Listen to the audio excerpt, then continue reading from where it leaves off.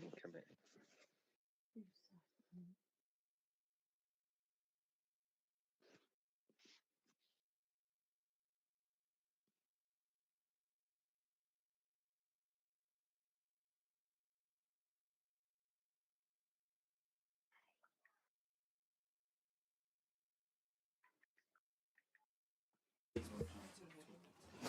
Good evening. Is that working? Is that working? Yeah. Good evening, members, officers, visitors, members of the public. I'm Councillor Mike Baldock and I'll be chairing this evening's meeting. The meeting will be recorded and proceedings will be conducted in accordance with the Council's constitution, including procedural rules which are available on the Council's website. Item 1, emergency evacuation procedure.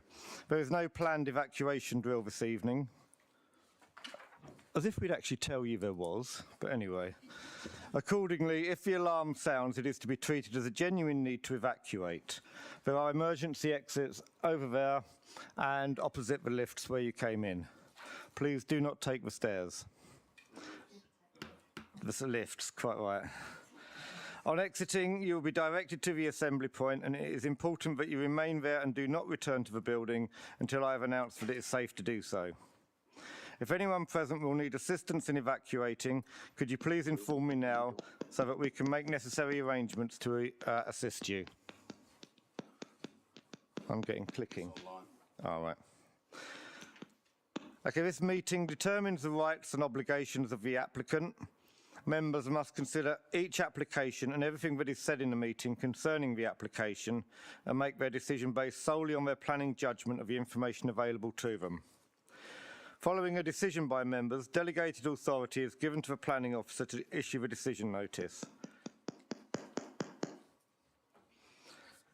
Planning permission is not granted or refused until the issue of that decision notice. Any member of the council who is not a member of the planning committee may attend as a visiting member and may speak, having given prior notification. Such visiting members may of course include ward members, and whilst visiting members can speak on an application, they are not permitted to vote. Any member acting as a substitute on the planning committee must have undertaken appropriate training before doing so. Members must remain in the meeting for the whole time that each item is being debated and should not vote on that item unless they have done so. I'd now like to welcome our public speakers and remind you that you have 3 minutes to speak. An audible warning of time will be given when there are 30 seconds remaining. If the meeting is deferred to conduct a site meeting, you may speak both at this meeting and at the site meeting. There will be no further opportunity to speak on the matter when it comes back to the planning committee. Item 2. Apologies for absence and substitutes. Thank you, Chair. Apologies have been received from Councillor Terry Thompson, from Councillor Mike Henderson, from Councillor Simon Clark and from Councillor Angie Booth. Thank you. Thank you. We do look a little light on the ground. Right, item 3, minutes.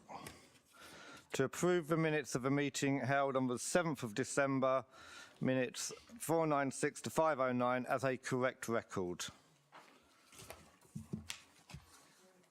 Agreed? Thank you. Do you want me to do the 20th as well? Oh, that's site visit. No. Okay, item 4. To invite member declarations of disclosable pecuniary interests. Do any members have any disclosable pecuniary interests? No. Disclosable non-pecuniary interests? No. I'd like to remind the meeting that where it is possible, a fair-minded and informed observer, having considered the facts, would conclude that there is a real possibility that a member might be predetermined or biased on any agenda item. The member should declare this possibility and then leave the room while that item is being considered. Right. Item 5, planning working group. Approve the minutes of the meeting held on the 20th of December, minutes 528 to 530. They're not actually, are they? They're minutes 369 to 372.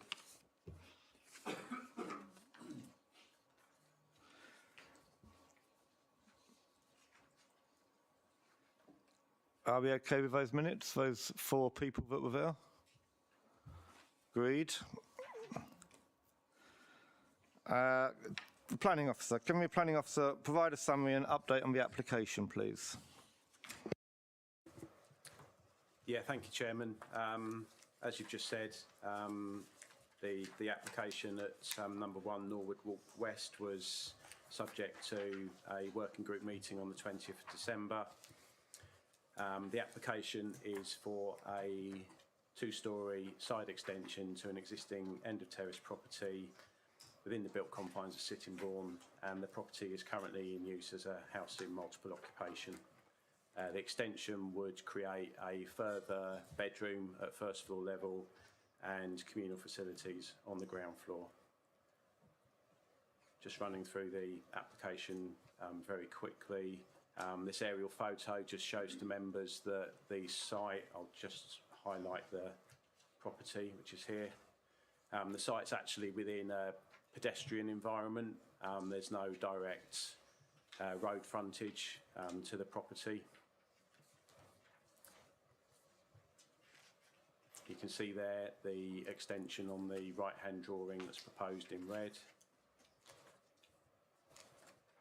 These are the existing floor plans. So the property's currently got 4 bedrooms, as I've said, in use as a HMO. That's the current elevations of the property. This is the extension that's proposed. The side extension would be 3.7 metres in width, be set slightly back from the front elevation. Thank you. Would be set slightly back from the front elevation. These are the elevations. Members can see that the extension would have a hipped roof. Photographs of the site. So this is the application. Ooh. This is the application property here. And the extension would sit where the current sort of grey fence is. It's a photo from the rear of the site. Again, a photograph from further down the footpath adjacent to the site. And again, looking back towards the properties that face the site from the side. In the main report, members will note that officers have paid close attention to the relationship with neighbouring properties. We've applied what we call a BRE light test, which is a standard test for assessing whether or not a development is likely to have an impact on neighbours in terms of light overshadowing and overbearing impacts. The test is what's called the 25-degree rule, and that test has been carried out and the extension passes that rule. If members can turn to the working group minutes, they will see that as part of the discussion on site, one of the points that was raised was about the way in which materials and plant and equipment would be brought onto the site. That's not something that we would normally seek to control for a small-scale planning application such as this, but in this instance, because of the pedestrianised nature of the site and the fact it doesn't have a road frontage, we do think in this instance that it would actually be reasonable to impose a condition requiring details of how materials are going to be stored on the site and how equipment and plant is going to be brought to the site. And so, in addition to the conditions that are listed in the main report, I would also recommend that a further condition is added to that effect. Thank you.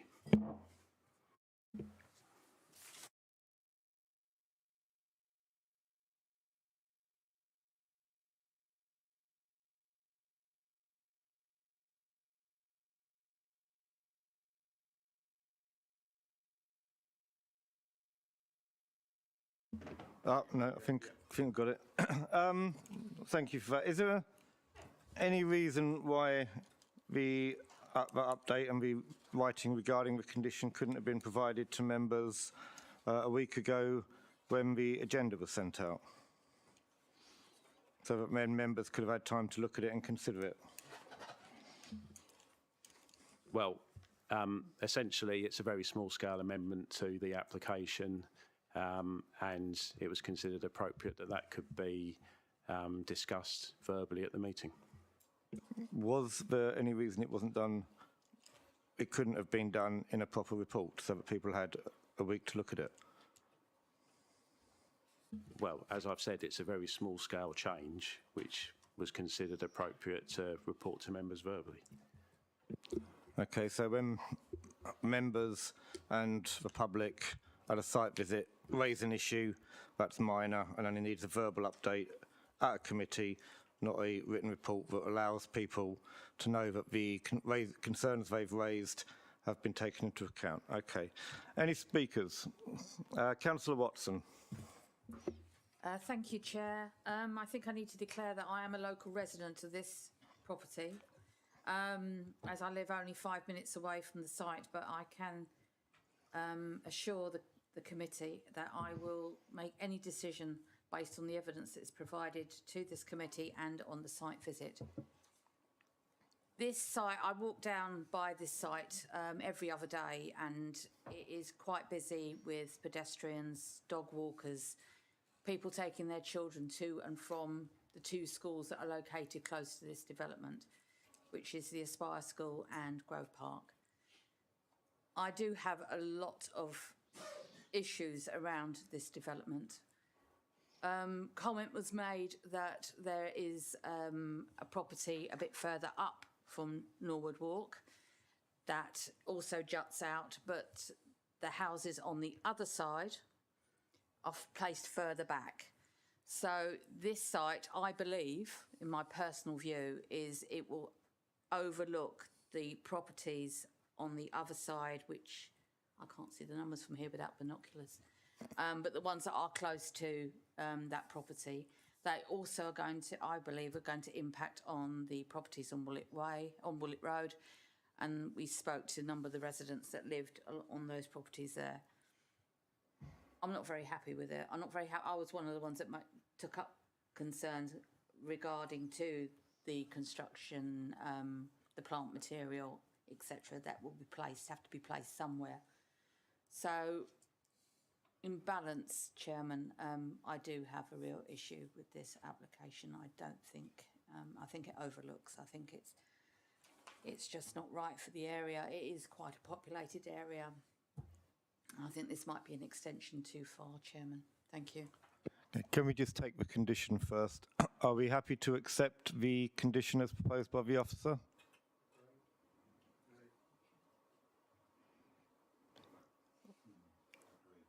Agreed. Anybody not happy with that? Okay, then we'll take that as part of the substantive. Councillor Winklis. Thank you, Chair. I was unable to attend the site meeting myself. Is the mic on? I can't quite tell. Is it? Yeah, you are. Yeah. As I say, I wasn't unable to. But as I said at the last meeting, and actually I did back a site meeting at last planning meeting, just briefly, I do have concerns, I think as the previous member said, about the design of this, from what I can see from the pictures or the photograph I've seen. I personally think it doesn't really blend in properly with the existing design of the existing properties in the area. So I do have reservations about going along with the officer on this, but I will listen to the rest of the debate. I'll make a final decision. Thank you. Councillor Hunt. Thanks, Chair.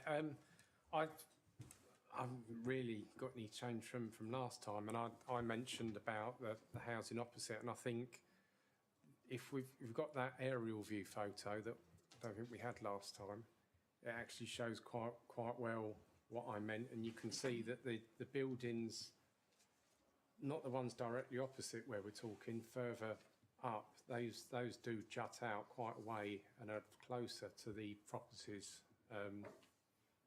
to the northeast of that. And I don't think this is going to cause any more impact than what is at that position there anyway. So I think we're going to be difficult to say that there's any impact on there. With overlooking that was mentioned, there is no windows in those side windows, so it's only the flank wall that's going to be there. So there is no overlook into that. So if you was looking at refusing it on overlooking and being too close to that, there is no overlooking because there's no window. So I can still see there's no issues with this. The only thing I do just want to check that I noticed is that the light diagram that's there seems to show the properties opposite. That's it. It seems to show the properties opposite being at the same level, whereas in the photo it seems to be down a bank. We just have clarification on that. And if it does it make any impact on the light? Andy? Firstly, apologies. The calculation is sort of fairly agricultural on the plan because we don't have the neighbouring property actually drawn on the plan itself. But the light test is taken from the centre point of the neighbour's window, which of course sits higher than ground level. So the actual way in which we've calculated this is to plot the neighbour's property at a metre lower than the application site. So it has been plotted lower, and that angle is taken at the point of the window rather than at the ground level, which is how the calculation is to be carried out. Can I just also confirm, as the councillor's just said, there are no windows on the side elevation, which you can see on this drawing here. The window on the rear elevation is to a bathroom and is shown to be obscure glazed, and there is a condition that to that effect. So the only window that is capable of a view is the window in the front elevation. Thank you. Councillor Vallis. Right. So I wasn't one of the councillors that actually called for this site meeting, but I did attend the site meeting. So whoever did call for the site meeting, it was a poor reflection because there was 4 councillors that turned up alongside Mike, so 5 of us out of, well, a lot more. Yeah, exactly. So yeah, poor reflection on us councillors, but maybe we need more. There's more time or consideration for people to attend. If this was to go ahead, it would be out of keeping with the area. It's already developed as it is with the extension, and the levels you needed to be there to see, because obviously, James Hunt was saying, that you had to be there to see this one because the levels aren't the same. So I have real issues with this, and I think that the light it's going to be blocked if it goes ahead. Thank you. I was at the site visit. I have concerns about the overdevelopment of the area, and yes, there may be no windows on that side, but it's going to be an awfully imposing side to the house. You can see those houses down there. That extension coming out, just a solid block, that's quite imposing. They're already down in the valley, so I do have concerns about the impact it will have on residential amenity around there. Anyone else? Councillor Golding. Thank you, Chair. Just a question regarding the condition for delivery of materials to site. When we were actually on site, it was established that KCC owned the footways. Is there any obligation, because I note in the minutes we talked about the applicant would need to contact Kent County Council. Is there any obligation on the part of the applicant to contact KCC? Andy? I don't know, to be honest. It's KCC's land. I don't know whether or not they would need permission from KCC essentially to transport materials. on their land, or whether it would be classed as the public highway in much the same way as a road is generally classed as a public highway. So I'm afraid I can't give you anything more than that. But what I would say is that would not be a planning consideration. That would be a sort of private matter between KCC and the applicant to determine themselves. Councillor Hall. Could you tell me, from the flank wall to that hideous grey fence, what's the meterage? It's about 3 metres, 4 metres, isn't it?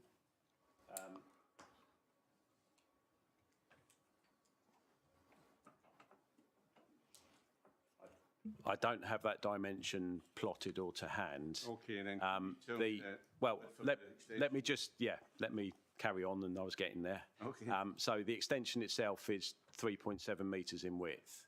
So I would estimate that there's another 2 to 3 metres from the flank wall of the extension So that will to still- the edge of that the 2 or 3 property. will be left over, you're saying? Yeah. Sorry, what did you say the width of the extension was? 3.7 metres. Okay, if there's nobody else, I'll move the officer's recommendation. Well, Councillor Booth isn't here to second it for me. I'll second her. Seconded, thank you, Councillor Jays. Those in favour, please show. That's 2. Those against, please show. 1, 2, 3, 4, 5, 6, 7. Abstentions? 1, 2, 3, 4. So that is lost.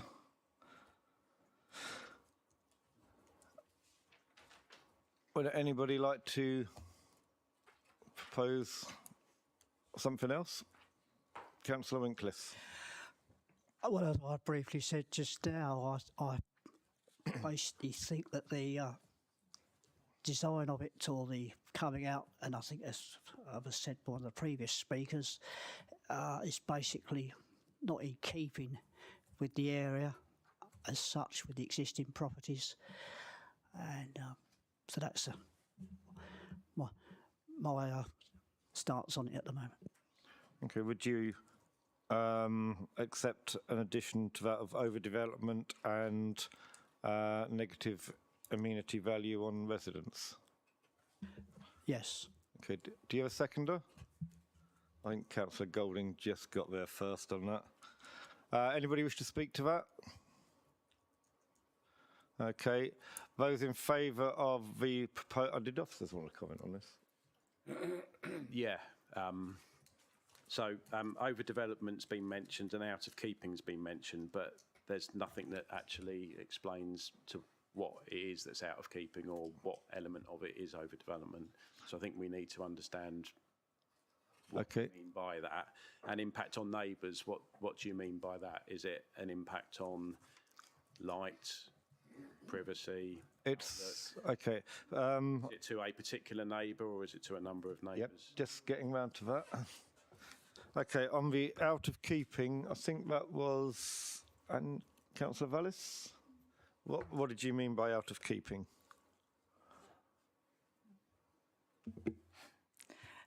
Size. Size in relation to the other properties in the area, and appearance at all? Well, as the officer, Councillor Winklis. sorry, yeah, the officer just said, I mean, I would class the concerns about light as well. Yeah, that's a different one. Okay. So, out of keeping, we're saying that the size is too big, has too dramatic an impact on the street view. Yes. Yeah. Yeah. Does that help, Andy?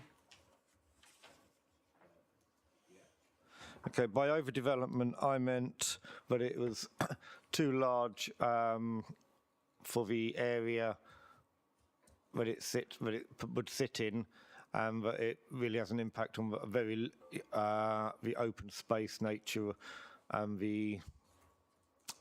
it's just too big a house for the plot. And I don't know if people are okay with that. Yeah. Okay. An amenity value, I was referring to the impact on the people opposite the side if you go back to your photo, Is that better? like I can't see the numbers, but it's We got number 44. right, yep, 44 and yeah, those three. First two. When you look at the picture, you'll see why I said it. But yeah, I think it's going to be overbearing and oppressive. People happy with that? Councillor Stephen. Yeah, looking at that, I mean, that puts those two houses far closer to any other house in the actual estate there. By looking at that, they all seem to have a large front garden, plenty of open space, and that I think will encroach on their frontage space and put them at a disadvantage because they're a lot closer to the side of a house rather than, you know, the front of the house is going to be closer to the side of that building, whereas before it's proportional, and that's really taking it out of proportion, I think. Okay with that? Does that help? Okay. Okay, so there's no other speakers. Those in favour of the proposal to refuse, please show. 1, 2, 3, 4, 5, 6, 7, 8. Those against? 3. Abstentions? 2. Okay, so that motion has motion has passed to refuse. The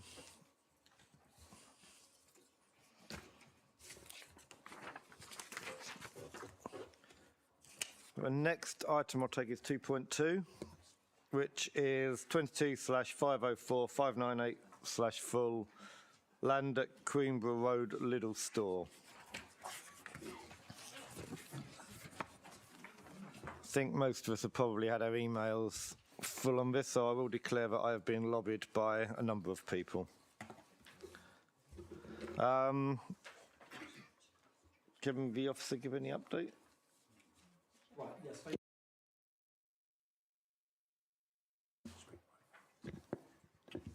Thank you, Chair. There have been some tabled updates, but which you received the last few days. But if you don't mind, Chair, I'd like to achieve 3 things. They just outline the plan application, the facts of the application, and then move to the tabled updates because it would flow better in that sequence. Yeah, can we focus on the legal reasons that we're here as well? Yeah, absolutely. That's in terms of the facts of the case. Okay, right, thank you. Right, Planning Committee on the 17th of July resolved to grant planning permission for conditional permission for construction of a Lidl store.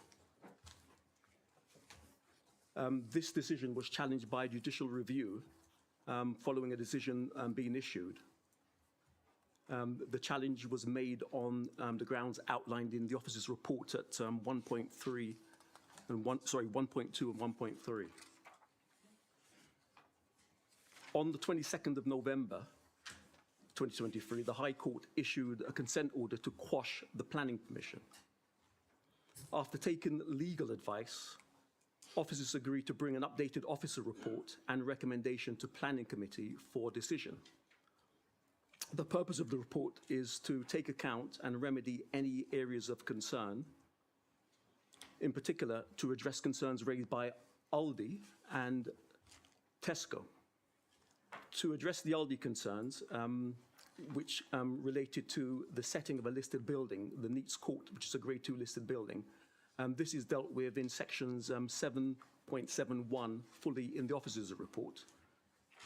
To address the Tesco concerns, again, this is dealt with in the officer's appraisal, and it elaborates on the retail impact and trade diversion issues, and is set out in section 7.24 of the officer's report. There was also a secondary concern raised by Tesco, and that was a concern about part of the site being allocated for hotel accommodation. And this is dealt with extensively section 7.5 and further amplified in 7.37, 7.38, 7.39, with appraisal and policy conclusions drawn at 7.40 of the officer's report.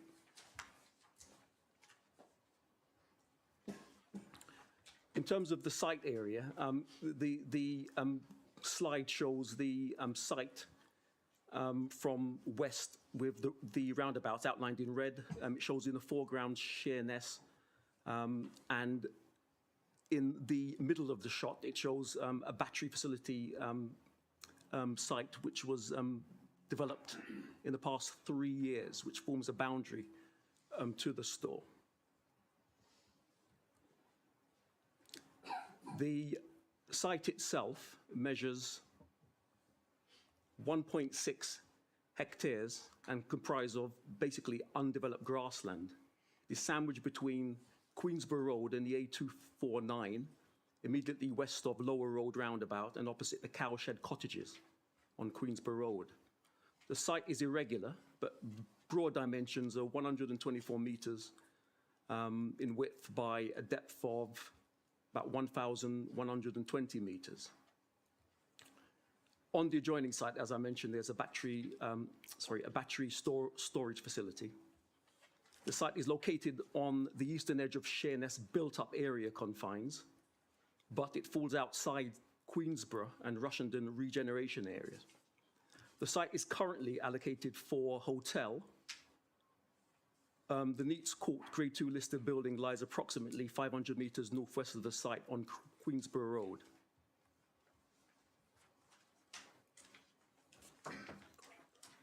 Queenborough, sorry. The proposal itself is a limited assortment discount retailer. The store size is a maximum gross internal area of 1,900 square meters. The net sales area is 1,266 square meters, with about 400 square meters of warehouse space for storage of stock. The car park on the plan is a total of 119 spaces, 6 of which of disability spaces, 8 for parents with young children, and 11 EV charging spaces, with 7 motorcycle spaces and stands for 12 cycles. The development will create a total of 40 jobs, which will be a mixture of part-time and full-time roles, approximately equating to 23 full-time jobs.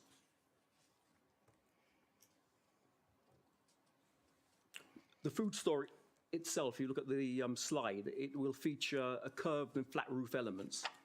The curved element at the maximum height is 8.8 metres to the highest point. The lowest point on the flat roof element is about 7 metres in height. The material is a mixture of glazing, brickwork, and timber effect cladding. Access off Queenborough Road opposite Cowshed Cottages to the west of the Lower Road roundabout. A new junction will be created for customer and delivery vehicle access. The slide shows broad boundary treatment with screening towards the Queenborough boundary and soft landscaping as an apron around the site. These will be subject to planning conditions in terms of the details. This is a view of the site facing southeast with a view of the cottages opposite to the left of the screen. And in the foreground, again, the completed battery storage facility. The Neats Court listed building, which forms part of the JR Challenge, is shown with the red arrow.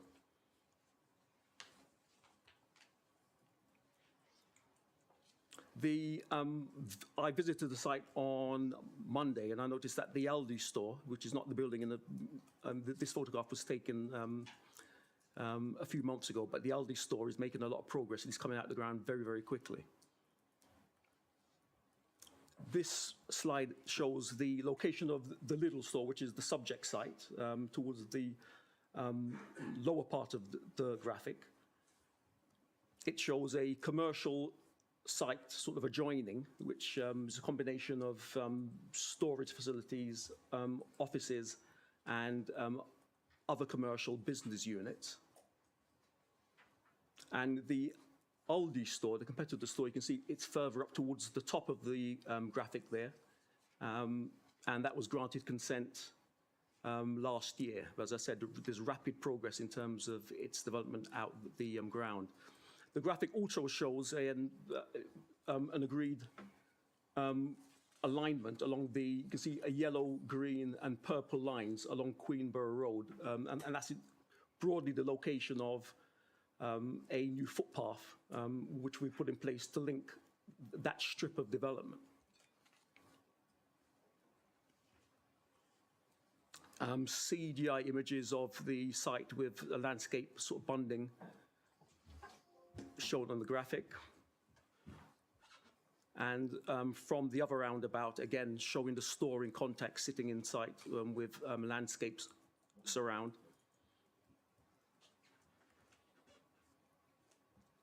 In terms of the appraisal,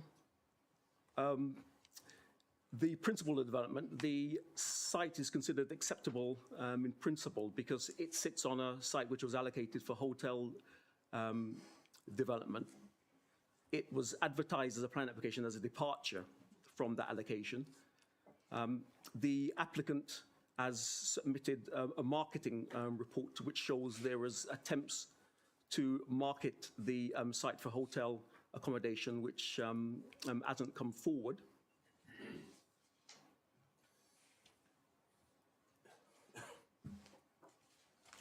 There is a sort of in the local plan, paragraph 6.312 of the reason justifications suggests that the allocation might not be practical for hotel use due to the site's limited use. National Planning Policy Framework encourages local planning authorities to keep allocated sites under review and consider alternative proposals if there is no or low prospect of development coming forward. The planning application triggered a sequential assessment and a retail impact assessment. The sequential sites considered in Sheerness were about 7 in total. The sequential assessment has demonstrated that there are no sites vacant, suitable or available for the proposed Lidl store, taking into account the development parameters.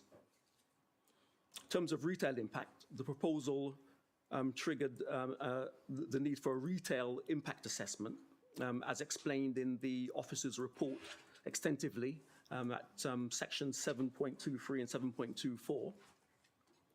The retail impact assessment concludes, and I quote, while it's recognised through an updated health check of Sheerness Town Centre that the town is vital and viable, although certain indicators point to vulnerabilities, however, we consider the town centre can absorb the impact of associated with the Lidl store, which will mainly draw trade from the relocated Aldi store. The other principal issues are design. The site is in a prominent location with significant vantage points and of a scale which will be visible in the public domain. A series of design discussions took place with the applicant to refine the proposal, resulting in the agreed solution. In terms of landscape impact, it is a planning judgment that the proposals would have a low to medium impact upon landscape character locally and a neutral impact upon its sensitivities. Highway impacts, again, were considered back in July and considered to be acceptable subject to condition. Heritage impact was one of the contentious points of the JR, and the officer's report, again, deals with the Grade 2 listed building in great detail, as well as the setting, and concludes that the impacts would create less than substantial harm. So officer considered the proposal would preserve the setting of Neates Court, notwithstanding the negative changes to its setting which have already taken place. Archaeology, the site is in an area of archaeological potential, but the proposal is considered acceptable in archaeological and heritage impact terms, and again can be dealt with via condition. biodiversity. It's considered that biodiversity and habitat regulation impacts of the proposal are considered acceptable, as well as drainage. The site is in a low-risk zone, flood risk zone 1 with suitable conditions imposed. It's considered acceptable. Sustainable design and construction, again, acceptable with the imposition of conditions. And in conclusion, whilst there is a departure from the local plan, and this is acknowledged, officers consider that there are public benefits of the proposed developments to justify departure from the allocated hotel use. And furthermore, the economic, social, and environmental benefits of the proposal set out in the report outweigh the conflict, and on balance, the proposal should be supported. Right, turning to the further representations. The main representations were put forward by Tesco and Aldi, largely being competitor stores in the vicinity. Again, the officer response to that is set out in the further representation paper, which is tabled. Tesco raised concerns which repeated previous concerns set out in the judicial review, which was about retail impact and departure from the local plan policy allocation. With regard to retail impact, and to acknowledge Tesco's concern as a major investor stakeholder in Sheerness Town Centre, and further assist the planning committee members reach a balanced decision, the officer report outlines 2 underpinning scenarios for trade diversion at section 7.24 of the report, i.e. the implication of Aldi not relocating from Sheerness Town Centre. And this is comprehensively dealt with in the officer's report. Overall, the officer report recognises that there are negative trade diversion implications, i.e. there will be some trade lost between the competing stores in terms of business going from one store to another as a consequence of the new store. But overall, most of the impact would be an impact between the new Aldi store, sorry, the new Lidl store, if approved, on the new Aldi store, which is coming out the ground as we speak. So we sort of trade sort of exchange and diversion between those two. Mainly the impacts would be focused around that in the main. The Tesco concern was about the hotel allocation and proposal. Again, the site is allocated for part hotel under allocation A4. The officer report recognises the proposal is a departure from the allocation, but the proposal, as I mentioned before, is supported by a marketing report which explored whether there was any need for a hotel scheme to come forward, and it was found to be none.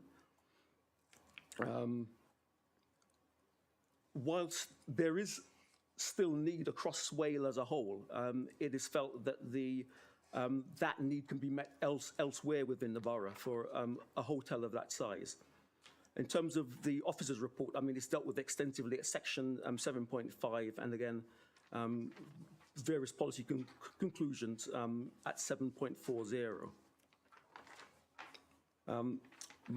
My discussions with the policy team again suggest that whilst there is a persisting need for hotel need in the borough, again, we feel as part of a local plan review that need can be met elsewhere. Turning to the Aldi representations, they've raised some concerns largely relating to the conditions, and this is really to ensure that there are consistency between the Lidl decision and the Aldi decisions. And most of those points, we feel if the scheme is approved by the committee, can be dealt with under the delegated authority by the head of planning in terms of the final wording. So my recommendation is to approve the proposal subject to conditions, and that the precise wording of the proposed planning conditions are dealt with by the head of planning under delegated authority, should members resolve to grant planning permission. Thank you. Thank you. Can I ask Adam Forsdick to speak? Thank you. The applicant.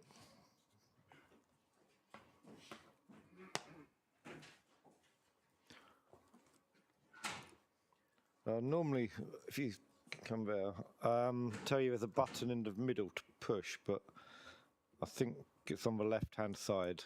Yeah. If you press it, should be on the left-hand side. It should come up on red when you are being received, and we'll give you a 30-second warning. Thank you. Thank you, Chair. Firstly, I'd like to start off by apologising to members. It appears that you need to consider every supermarket application on the Isle of Sheppey twice. We were first here last summer, where you unanimously showed support for our proposals, and following JR challenges from competitors who no doubt loftily will say they are challenges based on material planning considerations, we must now regretfully bring the exact same proposals back to committee at great time, expense, delay and frustration to you, officers, ratepayers and residents. But allow me to remind you why you approved the Lidl application last summer. Our proposals are planning policy compliant on the whole. Where not fully, we have demonstrated to officers that in the planning balance, our proposals are fully acceptable. We will create up to 40 new local jobs. We will build a bespoke designed store befitting of its gateway location. We will invest in local infrastructure, expanding and enhancing footpaths in the local highway. We will improve biodiversity on the site through our sensitively designed landscaping scheme. We will offer electric vehicle chargers with underground infrastructure to add more at later stages as demand increases. We will install a large-scale art project in front of the store designed by a local artist. Retail impact is deemed acceptable, especially now given Aldi's advanced construction of their relocation store. All this was granted consent in July 23, and your officers have worked tirelessly since the self-motivated actions of competitors to address their so-called concerns by presenting updated reports to you this evening. But the thrust of the matter is that our proposals are exactly the same as last summer, and that they are wanted by the local community. Over 91% of people responding to our consultation responded in favour of Lidl coming to the island. So, to support those residents who so clearly want us, despite competitor actions, we have now purchased the site. We are the freehold owner. We will deliver our proposals as we have promised, and we are committed to investing on the Isle of Sheppey. I remain steadfastly determined to offer to the residents of Sheppey additional choice, competition and variety, as they have so overwhelmingly indicated is their desire.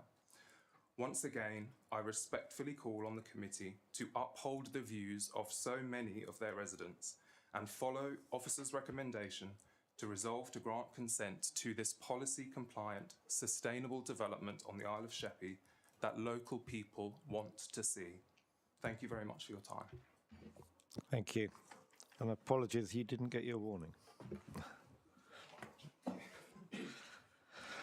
Okay, I'll move the officer's recommendation. Councillor Jays to second. I'll second Councillor Winklis. Councillor Winklis. As I say, I'll second. Oh no, Councillor Jays had already got Oh, that. sorry, someone beat me.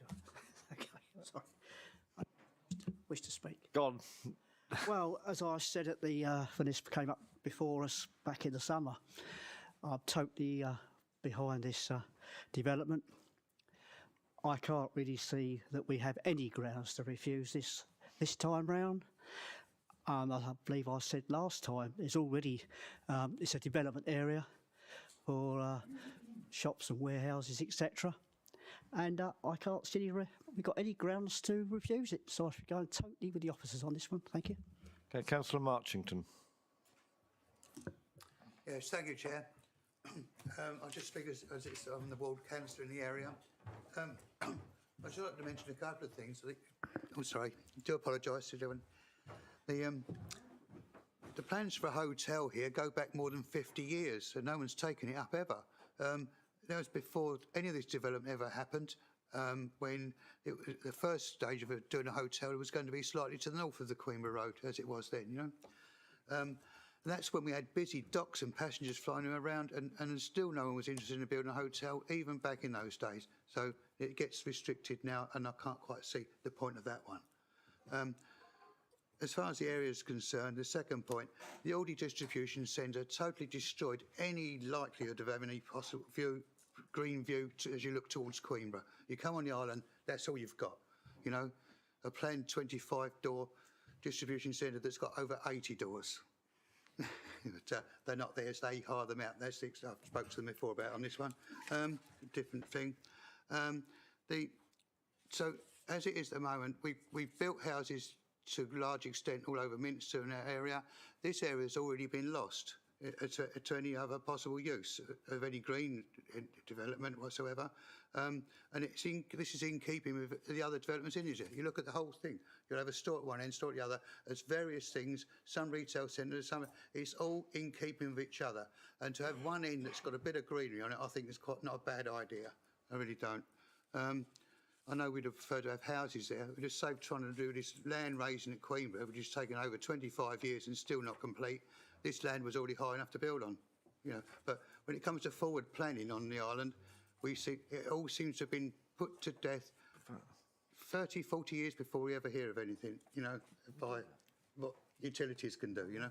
So I don't see any reason why we should change the decision we took in the first place. Thank you.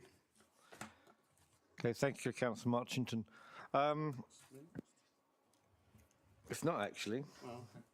There's quite a list now, so I'm jumping that.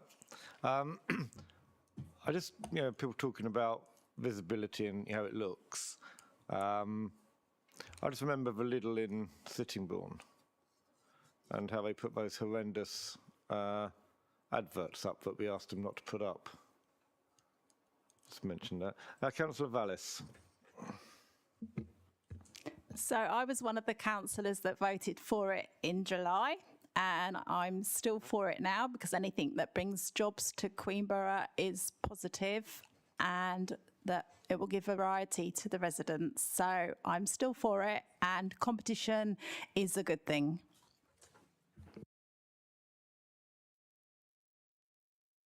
We've got a problem about whether or not people can speak. Hang on.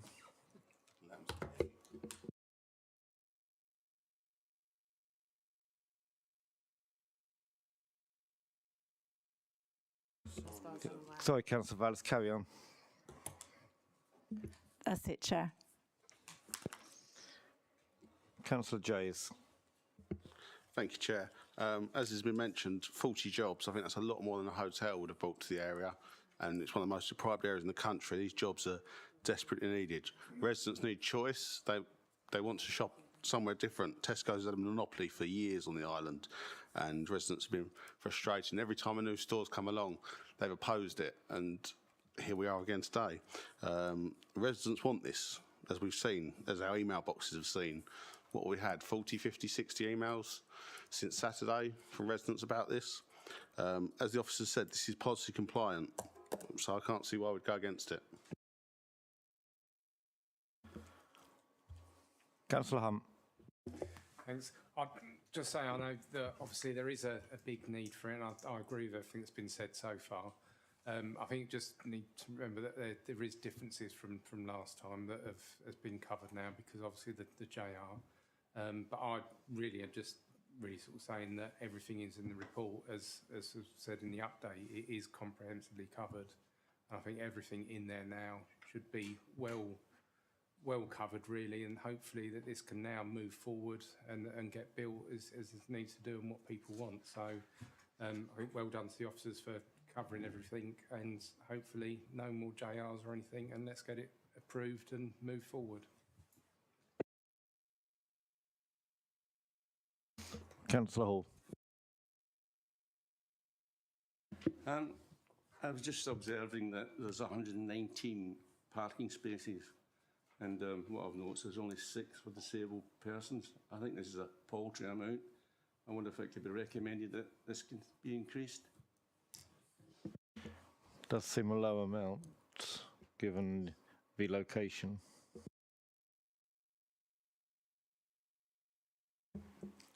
Yes, thank you, Chair. I mean, it's calculated on their sort of assessment of the likely usage and the turnover of the store.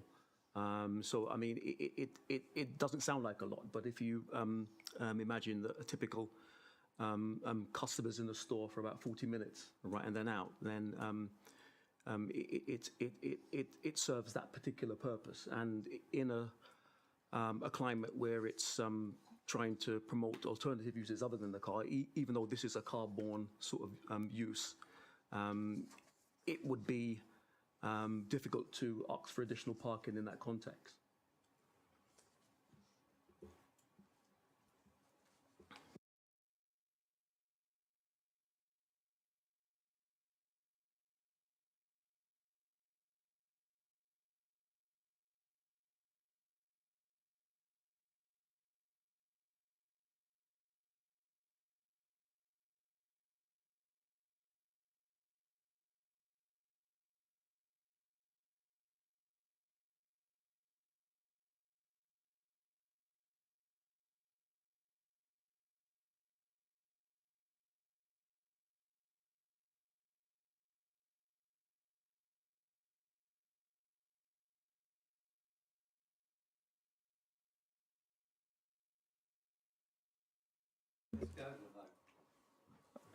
You want to move to the vote? Okay. Those in favour of the officer's recommendation? Okay, that's unanimous. Thank you.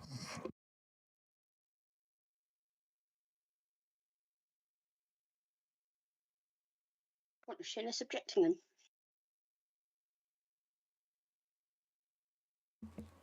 Okay, we've got item 2.3, which is 23/502/056/out. Do we have the officer's report?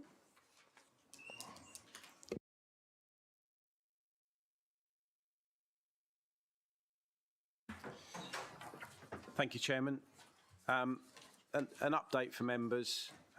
If you wouldn't mind turning to paragraph 7.6 of the report.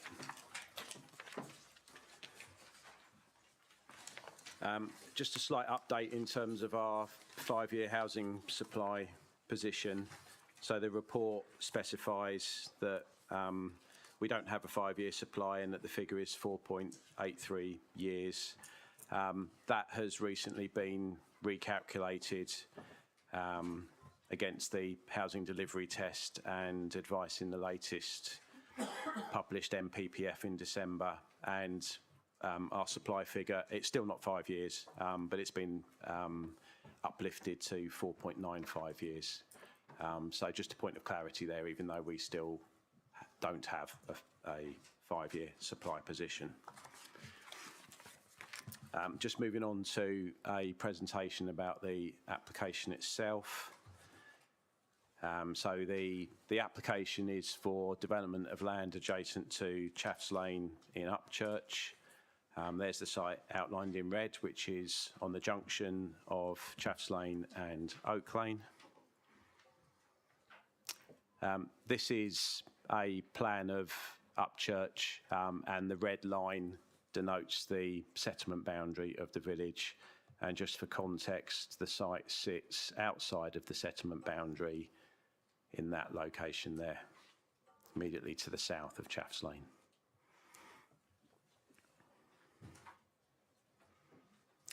It's an aerial photo, fairly recent aerial photo of the site. The land was cleared prior to the application being made, and my understanding is that the previous condition of the land was more akin to the site immediately to the south.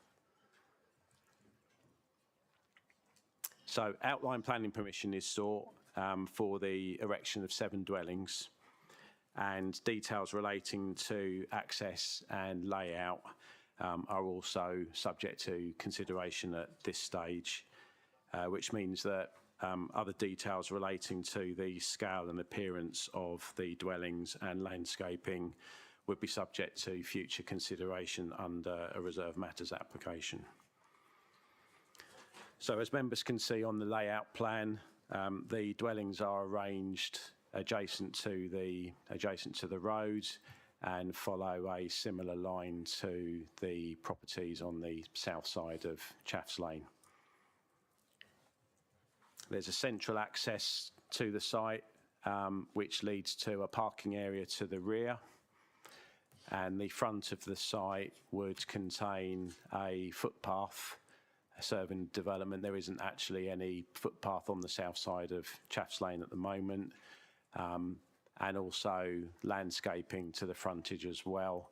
There's a series of points along the footpath that provide an access point across Chaffs Lane to the north side where there is a footpath. And that path is then a continuous path that will take you into Upchurch. The layout also contains landscape buffer areas to the south of the site and also on each side of the site.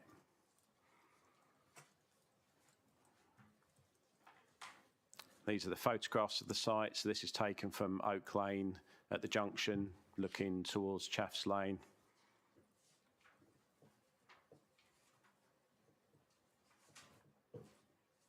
Again, another photo at the junction. The photo on the right is looking down Chaffs Lane with the site on your right-hand side.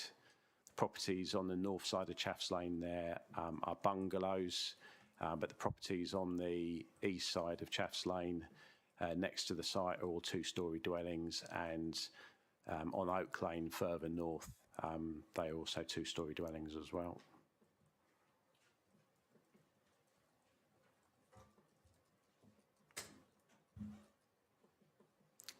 So this is the site itself, and the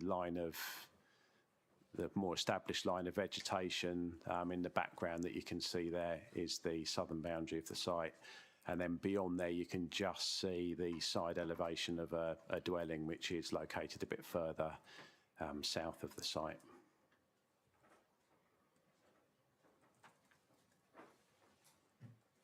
Sorry, there's a bit of a lag between clicking onto the next photo and it actually appearing on the screen. Again, photos here of the dwellings on the south side of Chaffs Lane, which is the right-hand drawing, and the north side, sorry, right-hand photo, and the north side, which is the left-hand photo.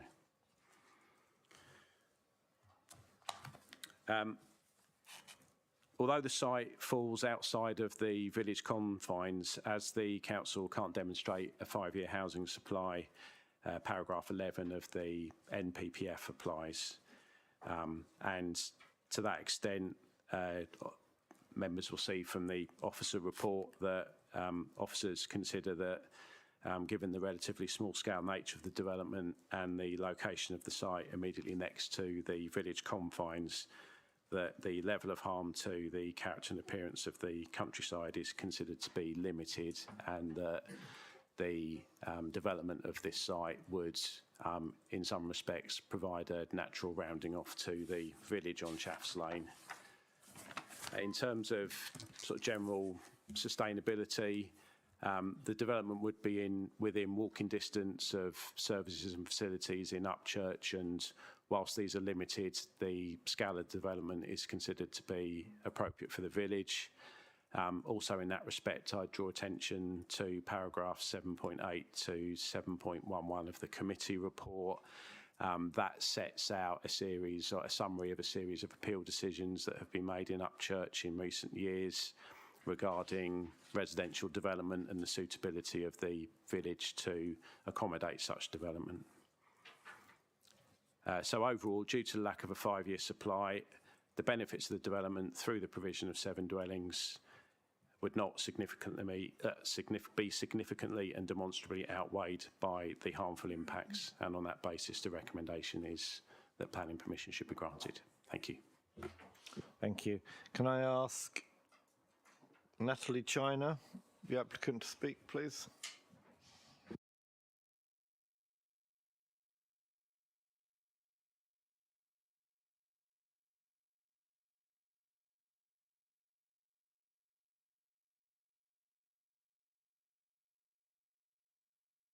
If you push the button in the middle, our 30-second warning doesn't seem to be working, so good luck.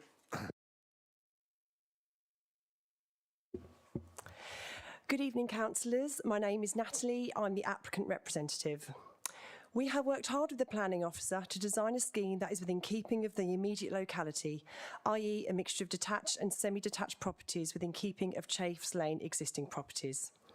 On receiving initial feedback from the planning officer and taking into account the neighbour and parish council concerns, we have revised the scheme a number of times, such as reducing the number of properties, amendments to the building line and the increase of parking provision. The proposed houses will all have EV charging points. In addition, they will all have south-facing rear garden and roofs, which would enable solar panels to be installed, enhancing their sustainability characteristics. The land does not have any agricultural value, nor is it a beauty spot. In fact, some of the neighbours who have objected have themselves raised concerns in the past about the site's overgrown nature and its encroachment of the road, with cars historically being dumped onto the land by local joyriders, an eyesore for the local community. The development we are proposing is modest and we believe well suited to the Upchurch demographic. The contribution to the housing deficit would be small, but would nonetheless still advance the government's objective to significantly boost the supply of homes from a variety of sites.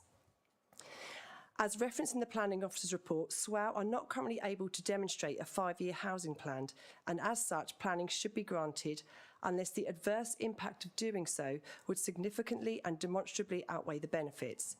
We do not believe the adverse impacts significantly and demonstrably outweigh the benefits in this instance. The case officer correctly states that the site sits outside the build-up boundary of Upchurch. If, however, you consider the proximity of the site to the existing housing in Chafes Lane, it is directly opposite and adjacent to established housing. In addition, there is a recently built detached property, Starbourne, directly south of the site. This means the development has housing surrounding it on 3 sides, feeling akin to an infill development. Furthermore, in the absence of a 5-year supply of housing, the settlement strategy within the local plan is clearly not meeting housing needs. Therefore, a rigid application of policies which generally prevent housing development outside of built-up area boundaries would frustrate any attempts to address this housing supply deficit. The Gore Farm development on the corner of Chafes Lane, approximately 90 metres from our site and also out of the village boundary, was granted an appeal in 2021, mainly due to the absence of a 5-year housing plan. This was a work in orchard at the time of submission, and the loss of this agricultural land was only considered as modest harm. The location was also considered sustainable. We would argue our site is far more suitable for housing than this site, essentially continuing the already established building line that exists along Chafes Lane. We respectfully ask you to grant this application. Thank you for your time. Thank you. Can I ask Councillor Gary Rosewell?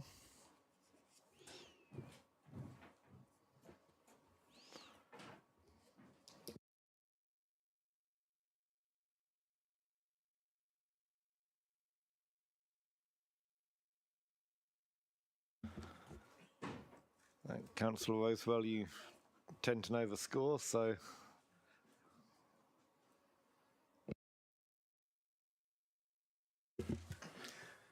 Good evening, Gary Rosewell, Upchurch Parish Council. Upchurch Parish Council objects to this application on the following grounds. The site is not in a sustainable position within the village, and so there will be a heavy reliance on private transport. This is a rural area where more parking is required. The access road could be removed if all car parking was provided to the north of the development. There is no demonstrable need identified for this housing within the parish. And a Section 278 agreement to be entered into by the development is required to ease the movement of high volumes of commercial traffic currently used in this section of Chafes Lane. Thank you very much. Thank you. Okay, the ward member, Councillor Chris Palmer.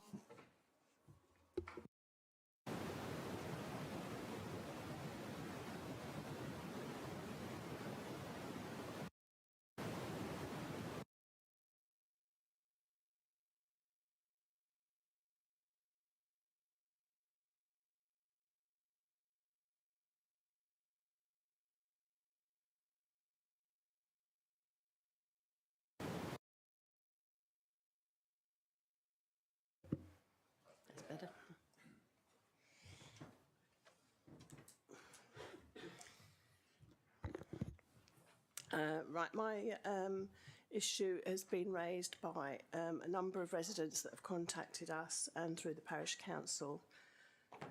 There seems to be a problem with parking at the rear of the property. Police often raise issues of parking at rear of properties as it leads to an increase in crime. As this application is for less than 10 houses, the police don't actually comment or raise their concerns. That's right, I've gone too far, too quickly.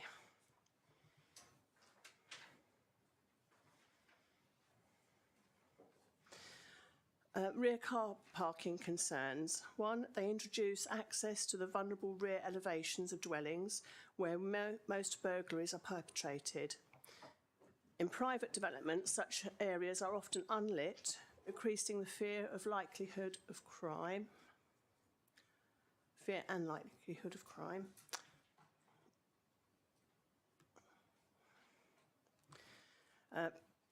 Rear parking can encourage antisocial behaviour unless controlled entrance gates are in situ and the rear is well lit.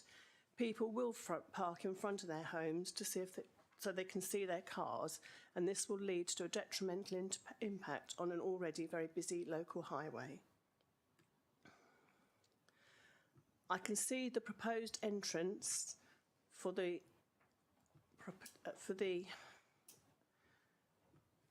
entranceway to the roadway is 5 metres in width, and this includes a pavement. Is there a pavement on both sides of the entrance road? The drawing plan is unclear. At paragraph 63, on page 18 of Swale Council's parking standards, it states that for mews, it is recommended that mews should be provided with a width of 4.1 metres in accordance with the Kent Design Guide to allow for two-way light vehicle movements. This is for light vehicles. What about refuse vehicles, farm vehicles? It's a country setting. There's a lot of farm vehicles in the area. How does this meet our parking standards? This plan is the same as the mews in layout, entrance road and parking. 7.23 of the report gives details of parking. However, it is stated in the report that this development will be reliant on car use. The parking spaces do not conform with the Council's parking standards of May 2020, and this will lead to parking on Chaffs Lane and add to what is already congested at times and where safety is of great concern. Householders and visitors will also park in the entrance roadway, which would further impact highway safety as well as on waste collections days and inhibit refuse lorries entering the site. The proposed parking spaces are the minimum and in a remote rural location where even in the report reliance on cars has been highlighted. Thank you. Councillor Richard Palmer.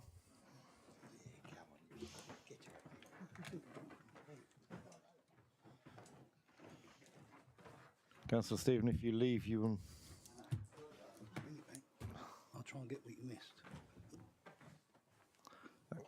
Councillor Palmer.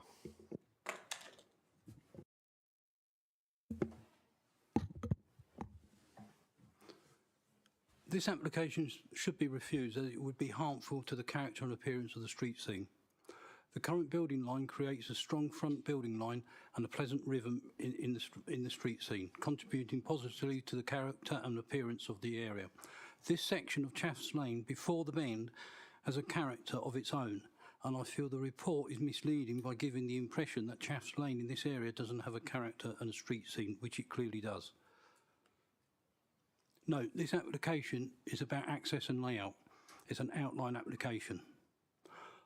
While my other ward member highlights the access road dimensions and access issues and the site layout, it is also a contributing factor to problems with the application. And the houses being set further back with parking to the front would remove the need for rear parking. And the access road, Chaffs Lane in this area has bungalows or houses with off-road parking in the front garden areas. This development will see houses with parking to the rear. Parking at the rear of the houses will not be used as people always want to see their vehicles, and that's highlighted by Kent Police quite often in reports. As this will lead to on-street parking, which will be a concern to highway safety and the safe movement of vehicles and pedestrians in Chaffs Lane. While residents have said to me that their main concerns is rear parking with a possible increase in antisocial behaviour. Residents also feel on-street parking will cause problems with people parking in the roadway outside their houses. The principle of some development is considered appropriate by residents, but not with parking at the rear of the proposed development. Members can only consider the application that is in front of them, and this application fails the access and layout test and should be refused. The refuse vehicle turning, as shown on the 11th of October plan on the planning portal, requires the waste vehicles to mount and cross the pavement. May be worth members asking to see the access plan. This is an outline application seeking access and layout. However, I feel confident that should an application with improved access and layout with parking in the front of the dwellings come forward, then I see no reason why this should be refused. However, with the current proposal, I feel this application should be refused for the following reason. Rear parking, which is known to create ASB and vehicle crime, will be detrimental to the residential amenity, detrimental effect on the local roads by on-street parking, and it will be harmful to the character and appearance of the street scene. We may not have a 5-year supply, but this is an outline application, and these houses will not likely to be delivered quickly and will have very little weight, and that should be given very little weight in the planning considerations that the members take tonight. Thank you. Thank you, Councillor Palmer. I'll move the officer's recommendation. I'll second, Chairman. Councillor Chase, you wish to speak? Yes, please. Go ahead. Thank you, Chair. I think the all members highlighted major issues. Rear parking doesn't work. If you go on the Isle of Sheppey and Thistle Hill, there is so much rear parking and no one uses it. They all park out the front. My inbox, other than talking about Lidl, is bombarded with information about parking. It doesn't work. If you've got children, shopping, animals to bring in, it's horrible, it's horrendous. Are they going to walk through the gardens? Probably not. Are they going to walk around the front and through a little side road? I don't like it. Does it conform to our parking standards? That was one of the questions from the ward members. As was said, we're here to look at access and layout, and the access and layout is horrendous. As has been said, if this was in front of us and it was for parking out the front and different layout, I think we would have no option but to approve. But I think as we're here to talk about access and layout, I can't support this. Kent Police regularly comment on applications, and in my ward we've had applications amended just because of the parking issues we've got here. Parking at the rear, parking not in direct sight of the house. I think we can't agree to this one tonight, Chair. Thank you. Can we just clarify, gives the officer anything to clarify regarding the parking standards? Yes. That is covered in the report, in the parking section. If I just find the relevant paragraph. Paragraph 7.23. So the parking is considered to comply with our car parking standards. Okay. And whilst you're on the roll, as it were, paragraph 7.26, the site was cleared of all vegetation prior to the submission of the application and no supporting biodiversity information was provided. Subsequently, a number of concerns were raised. The biodiversity report recognises that off-site enhancements will be required. Always a little suspicious of developers who scrub the place up and then put a biodiversity report in afterwards. Doesn't give you a good feeling about them, does it? Which number condition refers to the off-site mitigation? Yeah, because the off-site, because the mitigation will take place off-site, we take the view that that needs to be secured by way of a Section 106 agreement. So if you note the recommendation, it states that the recommendation is for planning permission to be granted subject to the completion of a 106 agreement, and that's specified in paragraph 7.27 of the report as well. So what if the committee doesn't feel that the 106 mitigation is adequate? Can we call it back?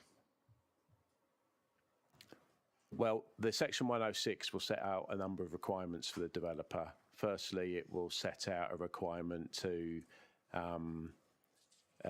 provide a report that demonstrates how they're going to achieve the equivalent to 10% biodiversity net gain. It will also require details of where the off-site mitigation will take place, and that land is secured for biodiversity net gain means for a relevant period of time. The process that's emerging, which is part of the overall biodiversity net gain proposals, which members will probably know will become mandatory with some planning applications soon. The process that's generally taking place in Kent is that the Kent Wildlife Trust will offer their land banks that they've secured to be able to provide biodiversity net gain on them. So we would work with, firstly, we would work with KCC Ecology to ensure that the Section 106 is robust and includes all those requirements.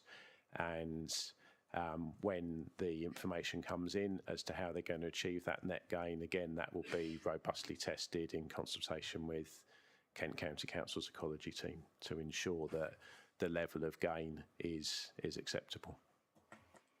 Okay, so it's up to KCC Ecology. Councillor Winkliff. Thank you, Chair.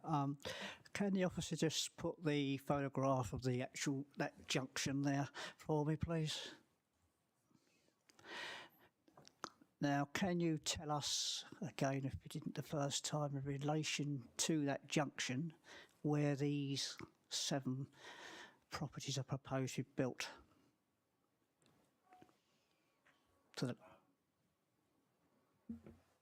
It's probably better if I go back to the layout plan. The photograph was taken over here. The curve in the junction that you see in the photograph is there. Right.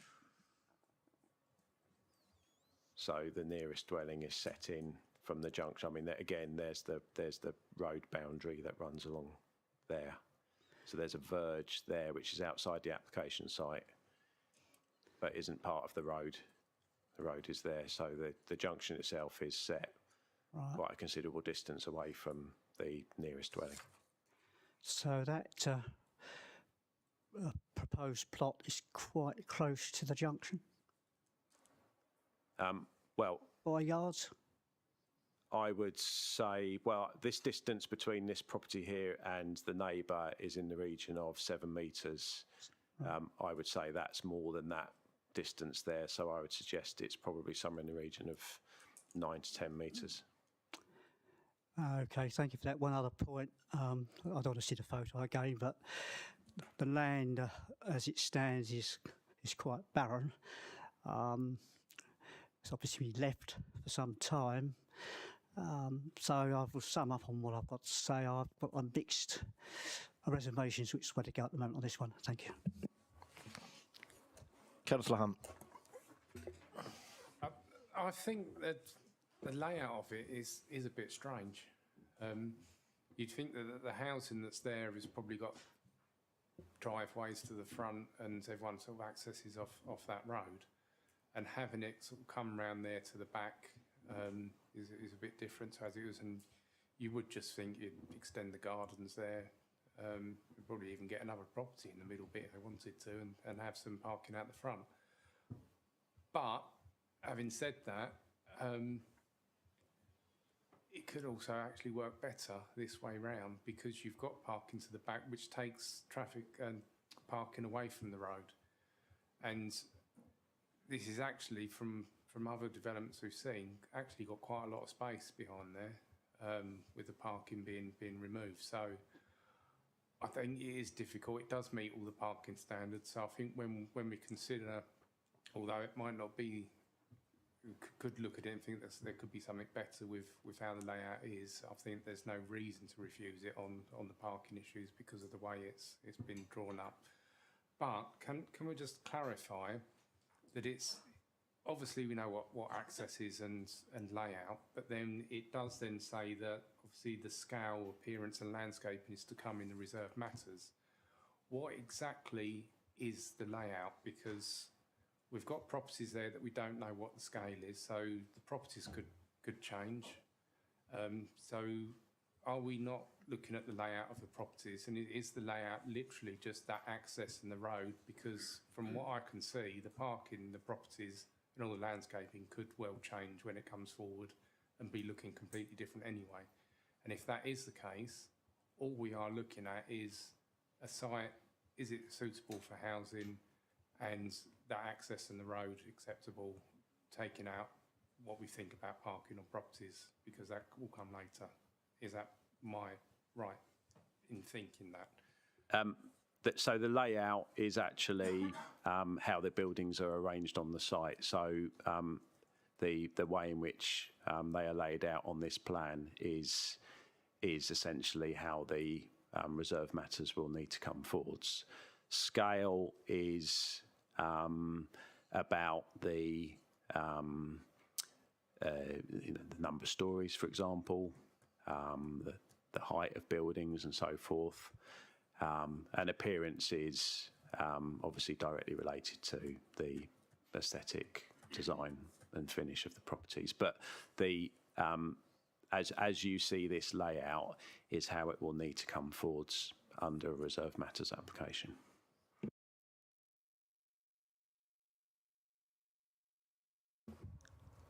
Okay. Anybody else? Okay. My concern, I have a few concerns on this. It's the entry to the village. It is going to have quite a impact as you go into the village, which is why, of course, it's outside the settlement boundary. Now, we have settlement boundaries for a reason.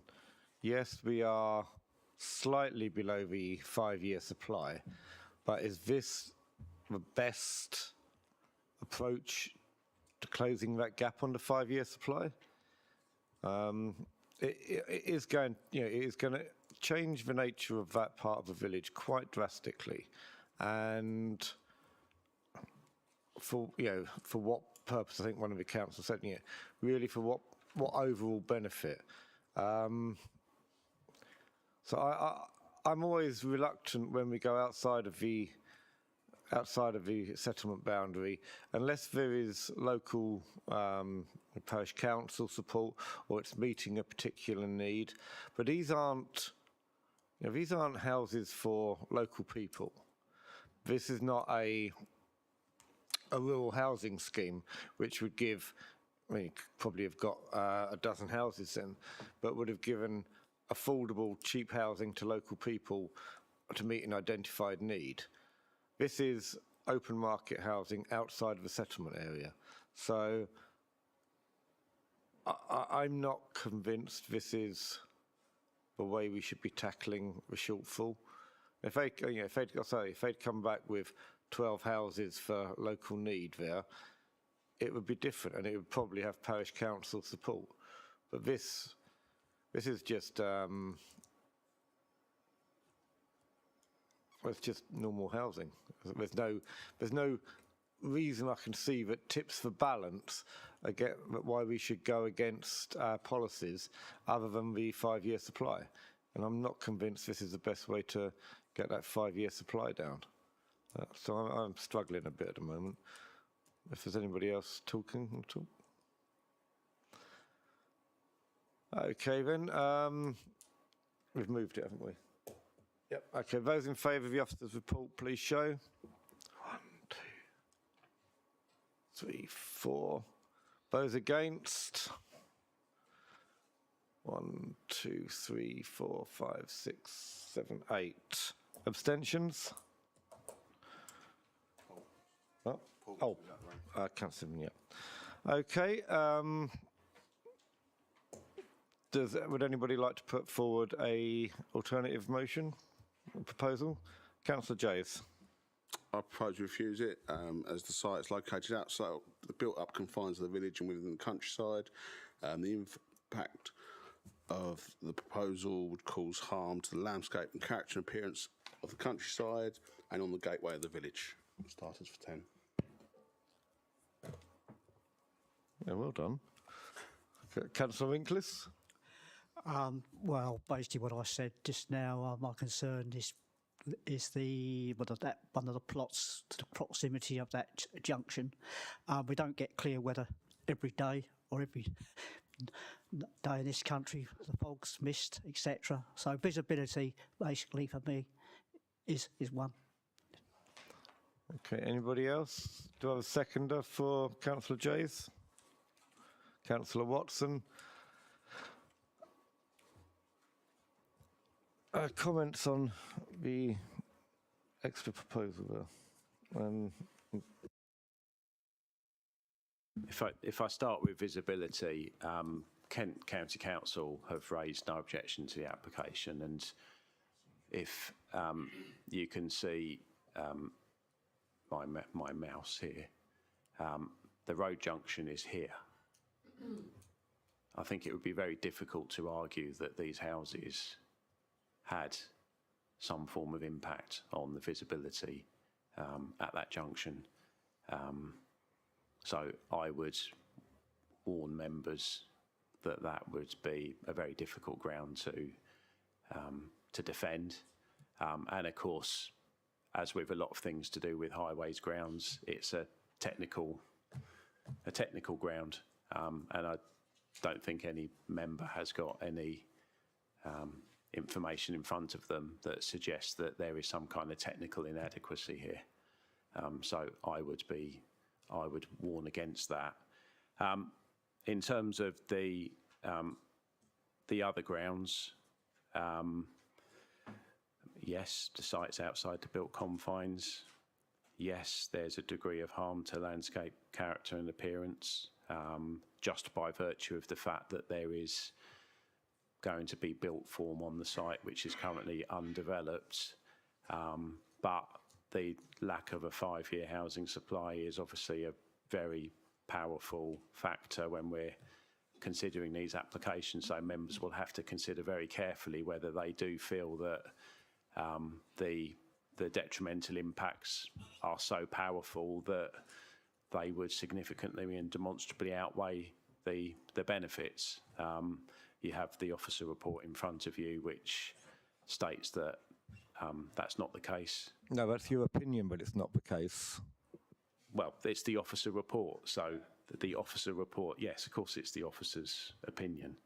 But the point I'm making is that members have to think about what particular harm is caused, what is particularly important and unique about this site that deserves to be retained as opposed to the benefit of housing development here.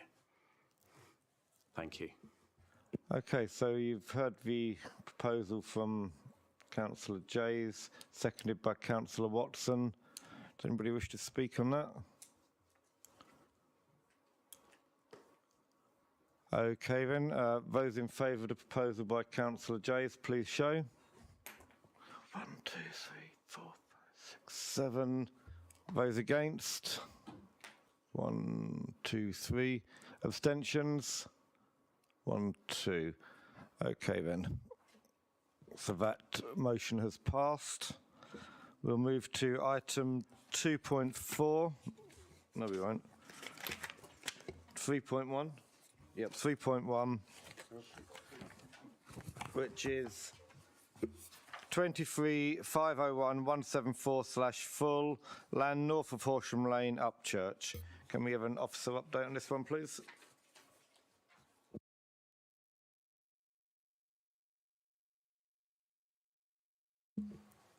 No update for members, so I'll just move straight into a short presentation.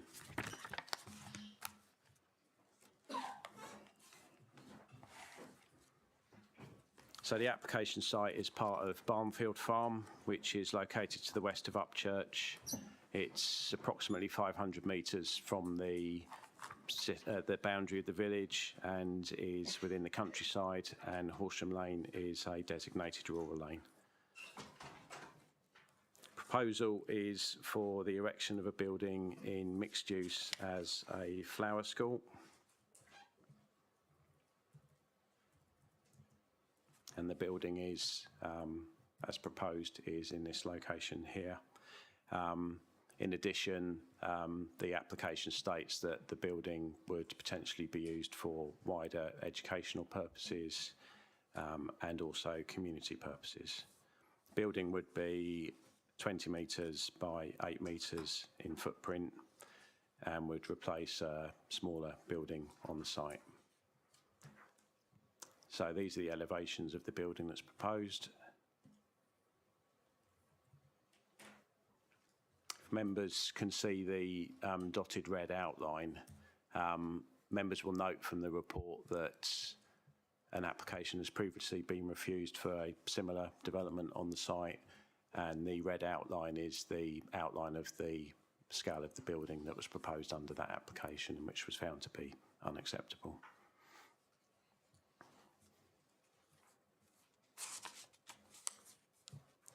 Internally, the building would contain a large studio and teaching space with ancillary kitchen, WC and storage areas.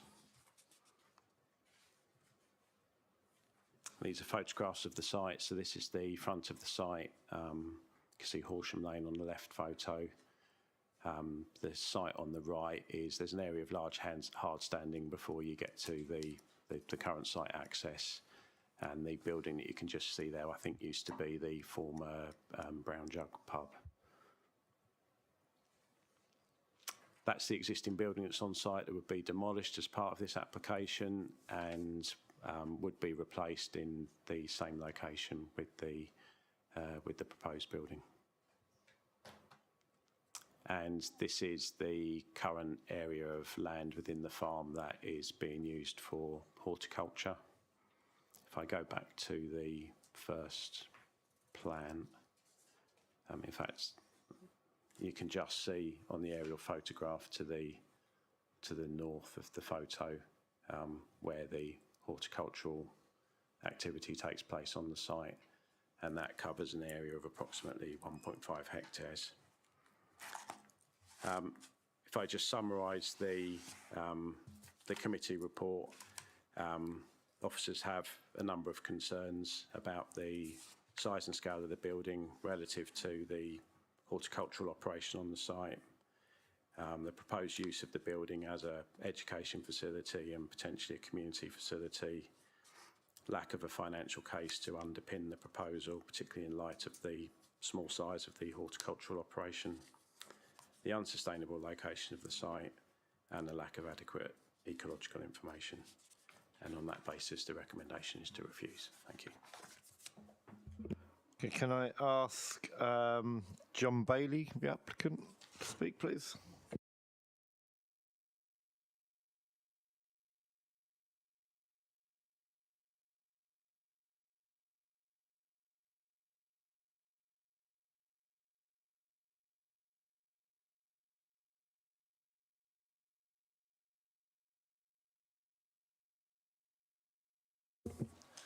Good evening. There are no negative neighbour nor consultee comments, and Upchurch Parish Council are in support of this application. SWAL have requested rejection of our application based on 3 items: the site and diversification. Barnfield Farm is a working farm and home to Barnfield Blooms, a flower farming business. Horticulture activities where they operate as a business are classified as an agricultural use. This application is for the creation of a new single-storey pitched horticultural building, creating a multifunctional, multi-purpose space to be used for all activities of the business, including a flower school. Actual textbook diversification. The UK fresh flower market is valued at £2.2 billion and expected to grow 6% annually. The UK floral market is worth £854 million, with 13,000 businesses employing 18,000 people. There is growing emphasis on sustainability, with many consumers and businesses seeking out eco-friendly options. customers becoming increasingly more interested in supporting smaller local businesses. This has led to a massive rise in popularity of locally grown seasonal flowers and the provision of related courses. Our customers want this. SWAL have commented that the building is of good design, but argue that it is unnecessarily large for its purpose and fails to protect the character, appearance and intrinsic value of the countryside. There is no explicit requirement in local or national policy for the size or design of a proposed agricultural building to be justified in terms of its use and functionality. However, we do not consider the proposed barn would appear unduly dominant and incongruous. Furthermore, it cannot be seen from the public highway. Simply, its size is required to meet our business needs. SWAL sought the views of an independent agriculture consultant, Batchelor Monkhouse. The planning officer's email read, "My manager has advised that gaining the view of an agriculture consultant would be helpful in the assessment of this scheme. It would be helpful to have your view on whether this application represents an acceptable form of farm diversification that is justified in policy terms." Batchelor Monkhouse response advised that it falls outside their area of expertise, and even with figures, the use of the standard costing assessments to determine viability would not apply given the very specialised use. Despite this response, SWAL have not sought further advice and decided to deal with it subjectively. With regards to the potential loss of land, the loss of land in respect to the new building versus the existing is negligible, equating to only 105 square metres, representing less than 0.17% of Barnfield Farm. We consider that the economic business need for the agricultural building far outweighs the loss of such minimal land, and respectfully request that a resolution to approve is granted by members, subject to the submission of the requested ecological impact assessment. Thank you for your time. Thank you. Can we ask Councillor Rosewell to return?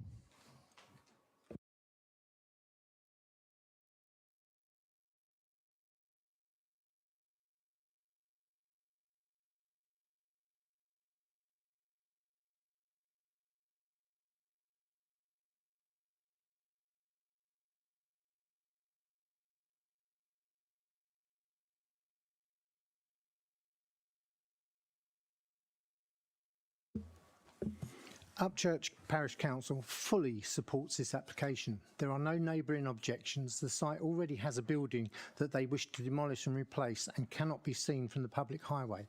This will result in minimal loss of agricultural land and will improve the vista of the area.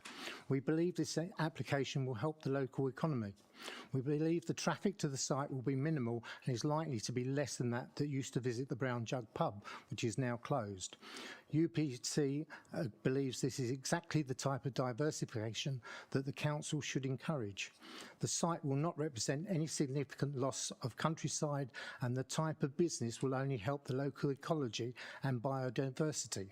We have all recently heard the need to grow flowers and enhance the ecology for bees and insects. Growing flowers can only help this. The new building will be approximately 166 square metres and the old one is 58 square metres. The additional space is needed to provide welfare facilities, kitchens, toilets, as well as meet accessibility requirements. The question of impact of the development on the protected species misses all the things that are good in this area. Flowers for butterflies, bees and other insects. Indeed, there are beehives on this farm that have been relocated from other sites because it's better.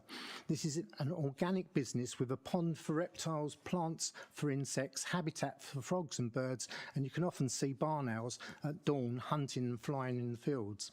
The few additional square metres lost to the new building will not impact on valuable, versatile agricultural land, but the whole business will help the ecology with pollinators for the surrounding orchards.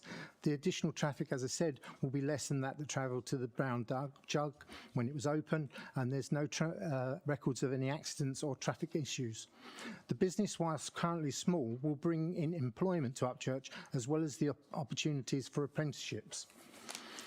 This is part of an existing flower growing business on the site. They grow flowers organically and supply to the local area, reducing air and road miles of flowers from further afield and abroad, which is all good for us. I could show you a picture of the owner against one of the flower beds, which I think which is sweet peas. This is not an application for something that will do harm to Upchurch, but something that will bring employment, income, whilst improving our environment. It is for these reasons that Upchurch Parish Council fully supports the application. And if I could just show you the picture of the owner against one of her flower beds, which I believe is sweet peas. It's not an industrial site they're building. It's something that looks nice and something that will improve the environment. Thank you.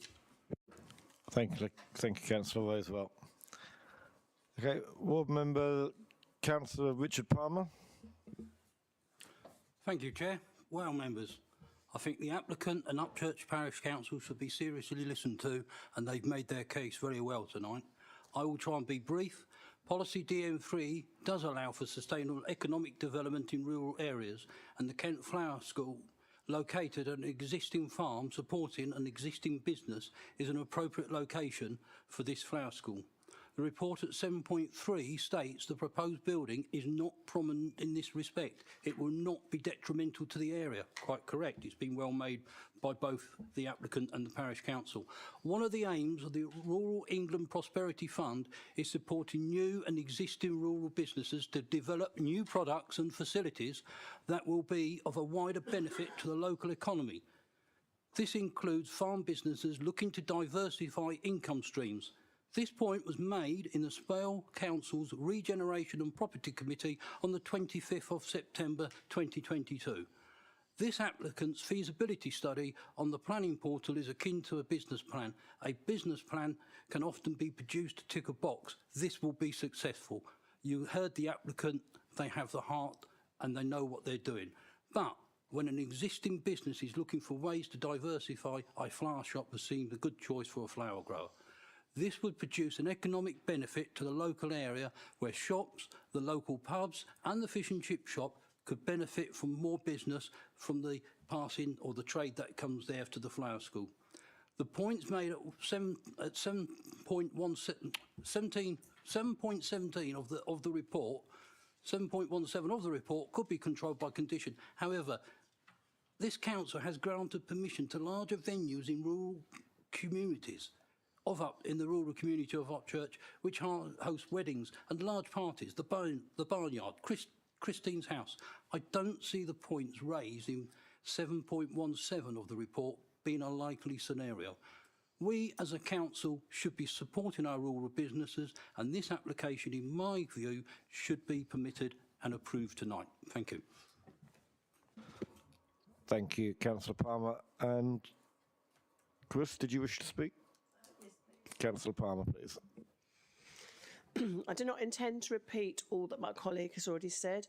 I note that there are no objections for this development from either the parish council or neighbouring properties. The residents that I have spoken to and have listened to speak about welcoming the proposal of introducing a new activity to the village. I do not understand the council's concern about a lack of business plan. Surely this is a financial arrangement between the applicant and anybody that may be financing the project. I believe that in the current economic crisis that we are in, if a business is willing to diversify with new and exciting projects such as this, then we should be encouraging and supporting such initiatives. Lastly, I'm astounded that this application is recommended for refusal, citing outside of the built-up area as one of the reasons, when just down the road in Canterbury Lane, also outside the built-up area, on pre-application advice for 40 houses, the advice was we would welcome and support this application. Where is the consistency? Thank you. Thank you, Councillor Palmer. Does anyone wish to speak on this? Recommendation. Oh, I'll move the officer's recommendation. I'll second, Chair. Seconded, thank you. Councillor Hunt. Thanks. I think that the business and what they're doing is really good, and I personally would like to see it happen at this site. It seems a good place for it. It's in the countryside. It's a business that's going, and having things like this expand should be encouraged. But I do agree with the officers, and we've talked about consistency. We have refused other businesses like this before, and it is down to the lack of detail that's been put to it. It's not saying that it can't go ahead, but without the information that officers have asked for, I don't see that it can be approved at this time. And as it says in the conclusion 8.1, whilst some detail has been given, it's still considered as severely lacking in robust justification, and that's all put up in the reasons for refusal. So if there was more detailed evidence of what's been asked for, then hopefully that this will then go ahead. But without that information, I think we need to be consistent as we have done with other ones. And if that detail doesn't come forward, then it should be refused. So unfortunately, I have to agree with the officers on this. Councillor Marchington. Yeah, thank you, Chair. In our planning training years ago, we were taught that each and every planning application should be judged on its own merits. And I think this is one that actually stands out as a bit unique. We've passed some unique ones in the past. Personally, myself, they may not have put the wording together quite right, but I'm quite willing to let it go ahead. Thank you. Anybody else? Councillor Speed. Thank you, Chairman. I don't really understand the grounds for refusing this application. Reasons for refusal states that it fails to demonstrate the proposed would represent an appropriate and sustainable form of farm diversification. I don't think we've seen any evidence that that's not demonstrated. And it also refers to the absence of a sufficient business or financial case to underpin the proposal. I don't see why that's relevant. It looks a pretty ugly existing building to me. You can't even see it from the road. There are no local objections, and this just seems to be obstructing a local business from expanding its operations and thriving. So I will be supporting this application. Thank you. Okay, anybody else? I mean, I have to say I'm struggling to see the harm here. It seems to tick a lot of our boxes of what we want in the rural areas. I'm not sure why I haven't seen a good reason to oppose it. It's a hard one to, I'd find it hard to justify refusing this because it seems to weigh down on the beneficial so strongly. Anybody else? Oh, go on then, Councillor, on second go, and then Tony Winklis. Can we just get clarification from officers of what has been asked for that they haven't received? So we exactly know what is it that should have been or would likely have been wanted that hasn't come forward? Yep. Andy? Yeah, so one of the key concerns is that the building is largely to support the horticultural use, and the question is about whether that use, which is on a very limited parcel of land, can support a building of this size. There is there are question marks over how the building's actually being used or would be used and what underpins it. So whilst there is reference to the building being used for the purposes of preparing flowers for markets and things like that, and also then it moves into being used as a flower school, which I would suggest is more of a matter of convenience on the site rather than it being essential to be on the site. It then moves into the need for, the proposals to use the building for general educational purposes, which I would suggest there is no reason why that needs to take place in this location. And then moves on to fairly unambiguous information about community use. And the concern is that when you consider a number of those uses in this location, officers don't consider this location to be the right place for that. So there's a combination there in terms of how the building's supported and whether actually, there is a demonstrable need on this site for a building of this size to carry out operations that officers consider are kind of reasonable for the farm and the location. Thank you. Councillor Winklis. I purposely held back on this one before coming back with any comments because I was initially not knowing which way to go, but listening to the speakers so far, I'm actually going to go against the officer's recommendations on it. Councillor Vallis. So it's mentioned that of community use, but what's stopping defining community use? Like, can that go towards private hire, weddings, further down the line?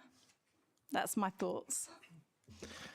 I mean, if this was being recommended for approval, that would be subject to conditions, I imagine. But because it's not being recommended for approval, we haven't got conditions. I mean, I'm a bit concerned that it could be used for general education purposes. Where do we have in the proposal, does it indicate that it could be used for general education purposes? Yeah, within the planning statement, it sets out how it's envisaged that the building would be used, and it specifies that the flower arranging classes and flower related classes would be in the region of 25 hours a week. There would then be more general education uses, which was anticipated to be around 15 hours a week. And then the suggestion that it could be opened up to general community uses as well. Councillor Miller. Yeah, as a council, I think we should be doing what we can to support local business. There's not been no objections from locals, and as already mentioned, has massive support from the local parish council, so I will be supporting this. Thank you. Okay, I'll move the officers. Oh, I've done that, haven't we? Moved the officer's recommendation. So those in favour of the officer's recommendation to refuse, please show. 1. Those against, please show. 2, 3, 4, 5, 6, 7, 8, 9, 10. Councillor Miller? 10. Abstentions? 2, 1. Okay, so refusal has been refused. Do I have any proposal? Councillor Jays. I propose that we approve and we delegate conditions to officers in consultation with the chair. And I'd add ward members. Okay, agreed. Are we okay with that? Councillor Winklis? Yes, I'm happy with that. You're seconding it, are you? I'll second it. Yep. Lovely. Yep. Okay then. Yep. Andy? Yeah, if I can just come in. It's important to highlight to members that there are 2 reasons for refusal, one of which is related to the lack of ecological information to demonstrate that there would be no harm to protected species. I think it's important for members to consider that, particularly in light of the council's obligations as a determining authority to ensure that it complies with relevant legislation and regulations on protection of species and ecological matters. So we can condition that, can't we? The general approach is no. You shouldn't condition something until you have the full information in front of you to be able to make a decision. So where there are outstanding surveys, which is the case in this instance, there are outstanding requirements for BAT surveys and surveys of watercourses. So why is it before us if it's not ready? Because the application is recommended for refusal, and one of the reasons for refusal is the lack of ecological information. But we don't do that very often. Right, okay.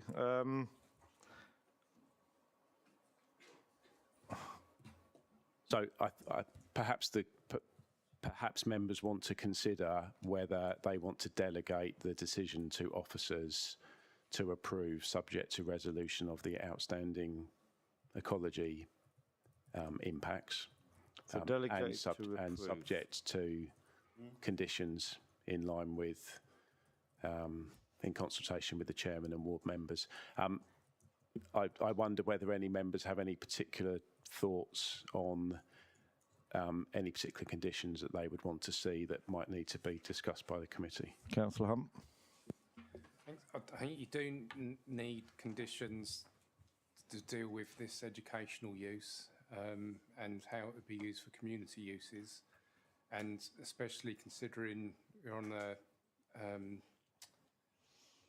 can't remember what it's called, but it's country lane, so it's specific. Rural lane policy. That's the one. And you would need to know how much traffic movements and sustainable travel and bits and pieces are going to be using that, because otherwise you could start getting a lot of people using the site, especially with education and all sorts of other stuff coming in and lots of car use, etc. So something that would cover all that would need to be put in there, I would suggest. Anyone else? Okay, so we're delegating, the proposal is that we delegate to officers to approve this, subject to conditions being agreed with the chair and ward members, and the and information enabling us to put conditions regarding the education community and last one, James? Last one you said? It's the education community uses, but it's the impact on the rural lane. And the impact on rural lanes, yeah. And the ecological survey. And the ecological survey. Right, that's quite a mouthful, but are we okay with that? So it's proposed. Just to make clear, we have to deal with the ecological matters before we can approve, not a condition. Yeah. Right, yeah. Proposed by Councillor Jays, seconded by Councillor Winklis. Those in favour of refusal, of what we agreed. Of the motion. Of the motion that was proposed. 1, 2, 3, 4, 5, 6, 7, 8, 9, 10. Those against? 1. Abstentions? 1, 2. Right, thank you. Shall we take a 15-minute break then? Yeah, then we've got part 5s. Carry on? Right. You can tell Elliot when he comes back. Okay, next one is item 2.1. 23/500/878/REM. Officer. Thank you, Chair. There's one update on this application. One further representation has been received following publication of the report, which addresses matters already summarised within the report and also raises concerns regarding highway damage from construction traffic and erosion of the rural character of Iwade. So just leading into the presentation, the 0.65 hectare rectangular shaped application site is located to the south of Dunlin Walk, a shared footway and cycleway, and is a relatively flat piece of open grassland with some boundary vegetation. The site is accessed via Sandling Way between properties numbered 4 and 5 Dunlin Walk. Outline planning permission for the erection of 20 dwellings with all matters reserved other than access was refused in November 2020 on a ground relating to overdevelopment of the site with inadequate car parking and servicing arrangements.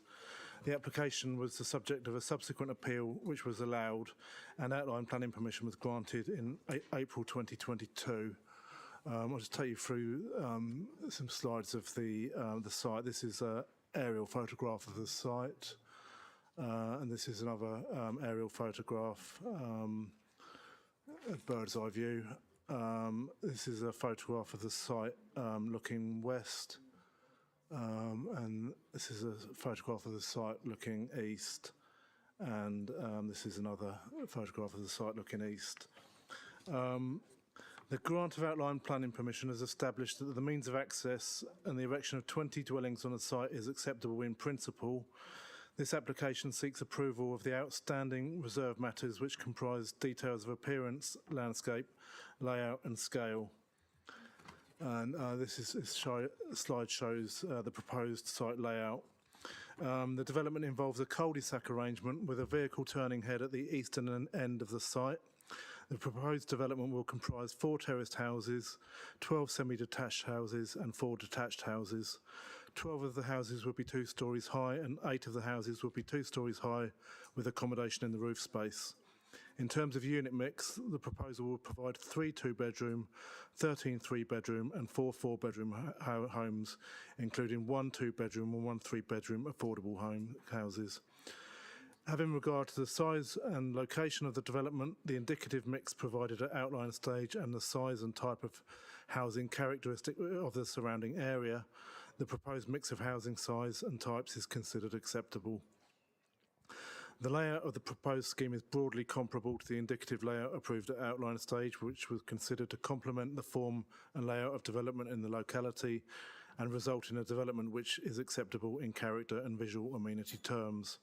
Furthermore, it was considered to provide sufficient separation to existing neighbouring properties to ensure that the proposed development did not give rise to unduly harmful impacts in terms of overlooking, loss of privacy and the visual impact of the development when viewed from neighbouring dwellings.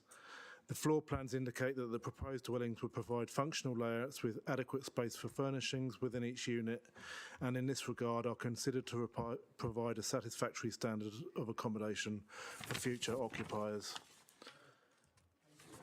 This slide shows the proposed landscaping scheme, which includes lawn, trees and lower level vegetation to create buffers and breaks, including hedging to provide some screening of parked cars along the northern boundary of the site adjacent to Dunlin Walk.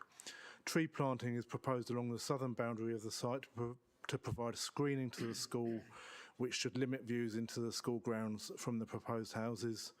The applicant advises that the retention of the trees will be addressed through a covenant with the house buyers. It is considered that the proposed soft landscaping will serve to soften the impact and improve the setting of the development, albeit the opportunities for planting are limited, having regard to the outline consent and the car parking requirements. The proposed landscaping scheme is considered satisfactory and in accordance with the provisions of the local plan and the MPPF. We've just got some slides here showing some of the proposed housing types. The proposed dwellings will feature red and cream and buff brickwork, red and brown hung tiling, cream weatherboarding and pitched roofs with red, brown and dark grey tiling. Architectural features will include front gables, dormer windows, single-storey bay windows with hipped roofs, modest-sized dormer windows and pitched and flat roof canopies to the front doors. So I'll just take you through some of the housing types to show the details of appearance. This is the larger detached houses, and these are the affordable units. Condition 14 of the outline consent secured details of external finishing materials. It is considered that the proposed architectural approach and materiality is an appropriate response to the site's context, which would ensure that the development integrates satisfactorily with its surroundings. The details of reserve matters for 20 residential dwellings are considered to align with the development parameters established by the original outline planning consent.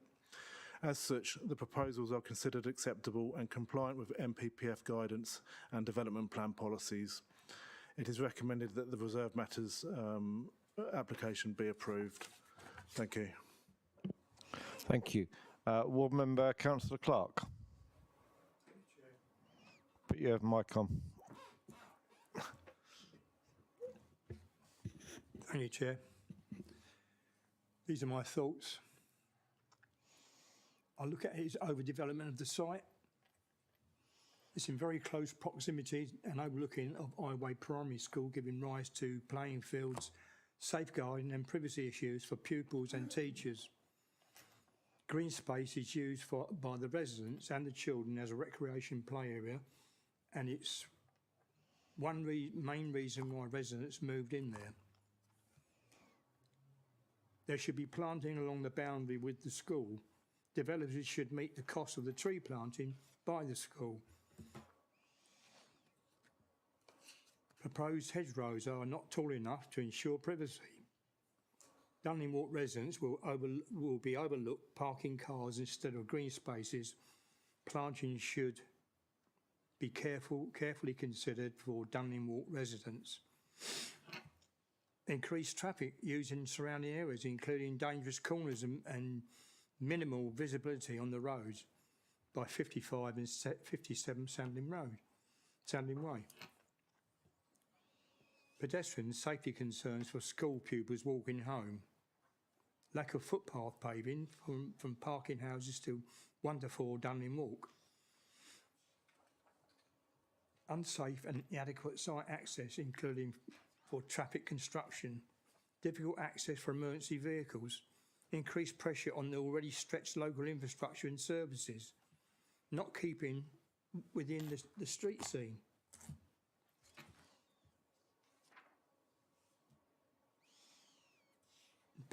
Highway Parish Council objected to the application. They reiterate their previous objections. That's it, thank you. Thank you, Councillor Clark. When this came through, I thought there were two pieces of land, but they were offsetting the ecology impact by allowing a second piece of land to be used. What's happened with that? The application only relates to the site identified on the site plan. I'm not aware of a second piece of land. Just bring up the site plan. But the original application was a two parcel land, and the second part was mitigating the ecological impact of the first part. So surely we need confirmation that that's happening.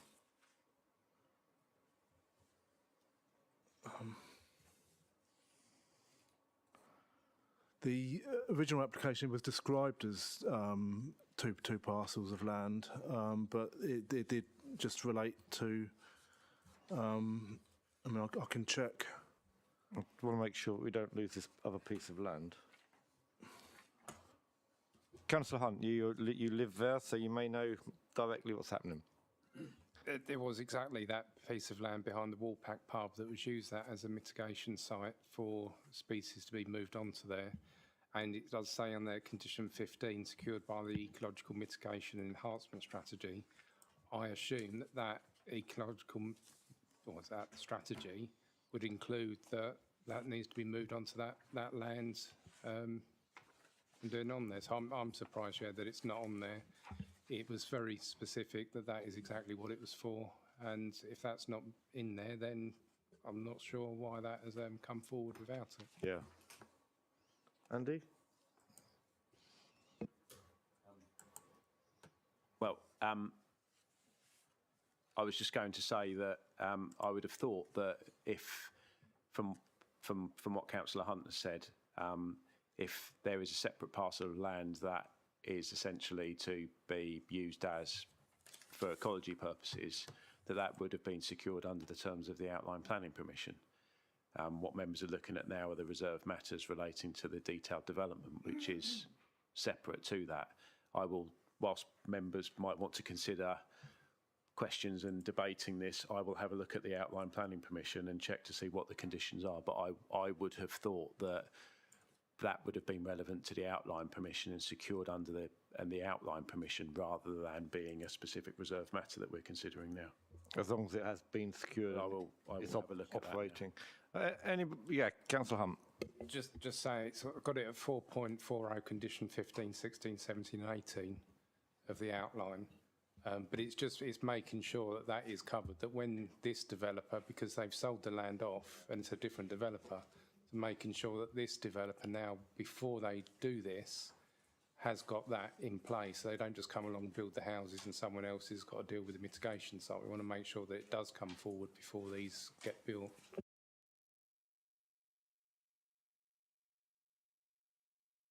If I could just clarify, the outline permission did include another parcel of land to the rear of the Woolpack pub.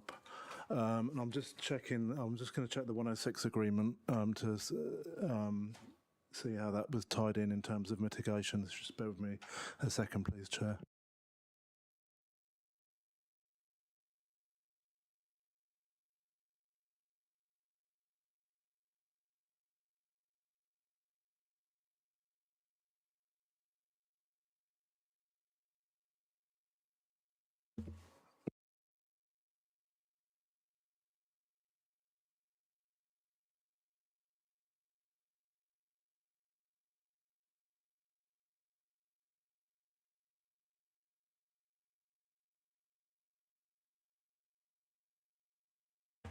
Anybody else got any observations whilst we're waiting? Councillor Winklis. Thank you, Chair. Yes, I did actually attend the site meeting in 2020 when this came up for outline planning permission. I know we're talking about design now, but it went to appeal after we threw it out. And yet again, we lost it with the inspector. Now, one of my concerns, getting back to where we are tonight, was the access road, which basically the traffic that will be generated going into these additional 20 properties was a concern to me, I seem to remember. And also the overlooking of the school was also a big concern, which was brought up at that site meeting. And also, I think it was also brought up about the what we call the green space area, open space between developments.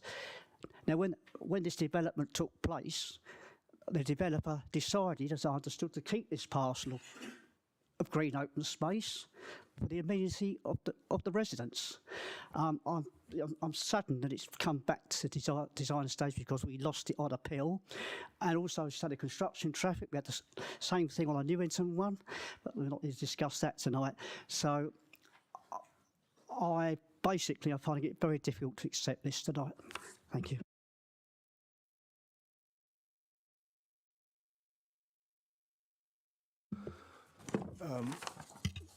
Thank you, Chair. Yeah, condition 15 of the outline consent it was a pre-commencement condition that required an ecological mitigation and enhancement and management plan should be submitted to and approved in writing by the local planning authority, which should set out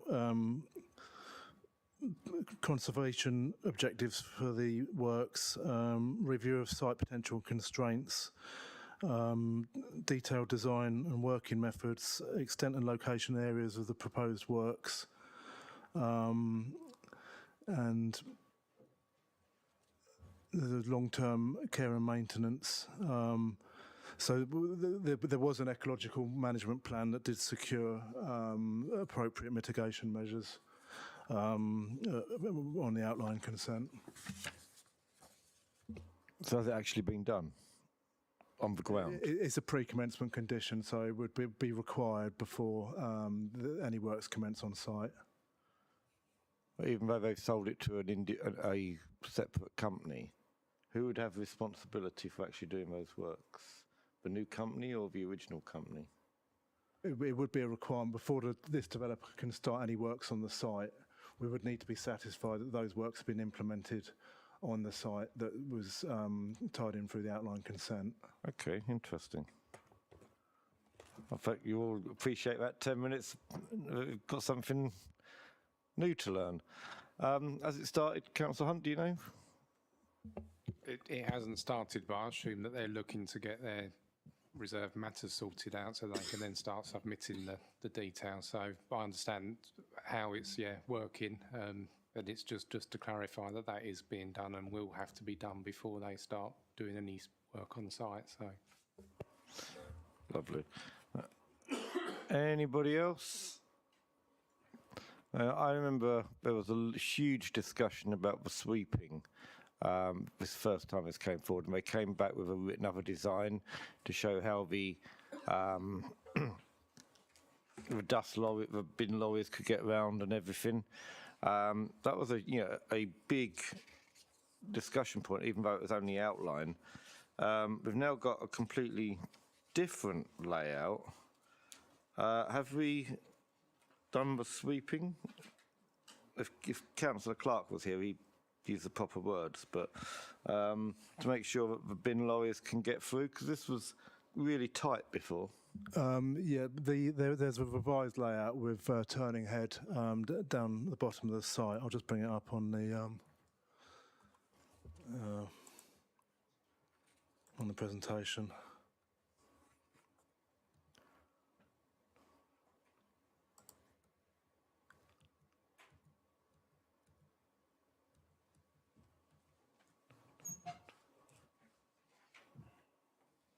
Yeah, that's it. KCC Highways have reviewed that layout and they're satisfied that that turning head provides sufficient space for servicing lorries to turn around and exit the site in a forward gear. Okay. Do our Biffa people agree? And the application was accompanied by swept path diagrams. Right, okay. Anybody else? Sorry, Councillor Clark, you aren't allowed to speak again. Okay, in that case, those in favour of the officer's recommendation to approve? 1, 2, 3, 4. Those against? 5. Those against? 1, 2, 3, 4, 5, 6. Oh, you went to the toilet, didn't you? Right. Okay, any abstentions? 1, 2, 3. So that has been refused. Permission to approve has been refused. Anybody care to put forward a reason, any further proposals? Councillor Winkles. Over intensification. That's already been, can't really debate the fact they've already got permission for Thanks for putting me right on that. them. Okay, my apologies. All right.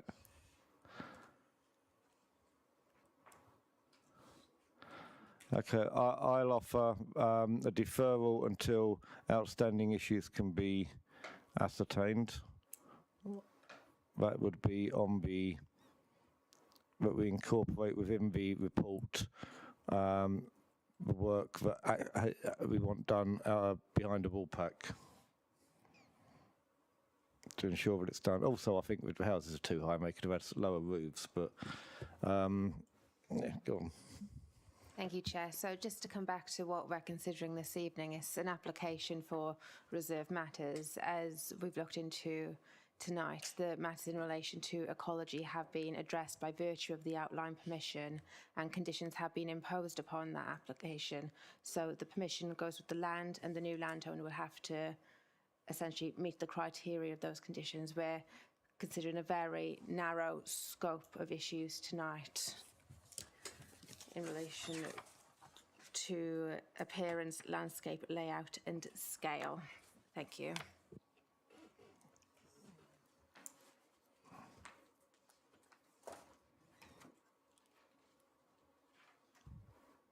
Councillor Hunt. Although I didn't refuse it, have you got the drawings there showing the actual properties themselves? That's it.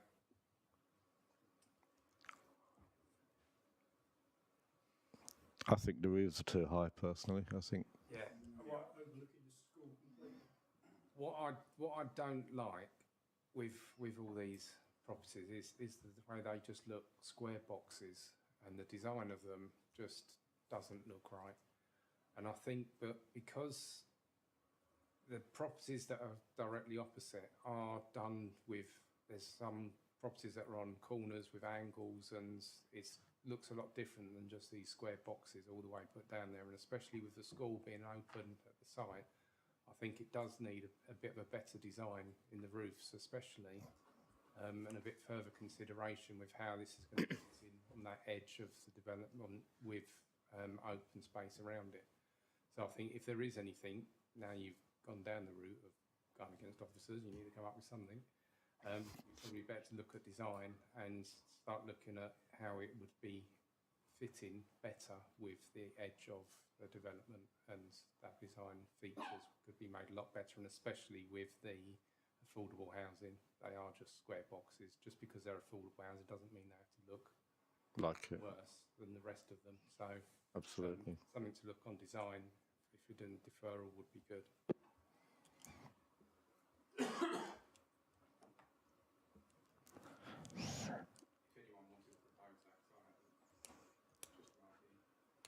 Well, I didn't like the look of them. I thought the houses were too high.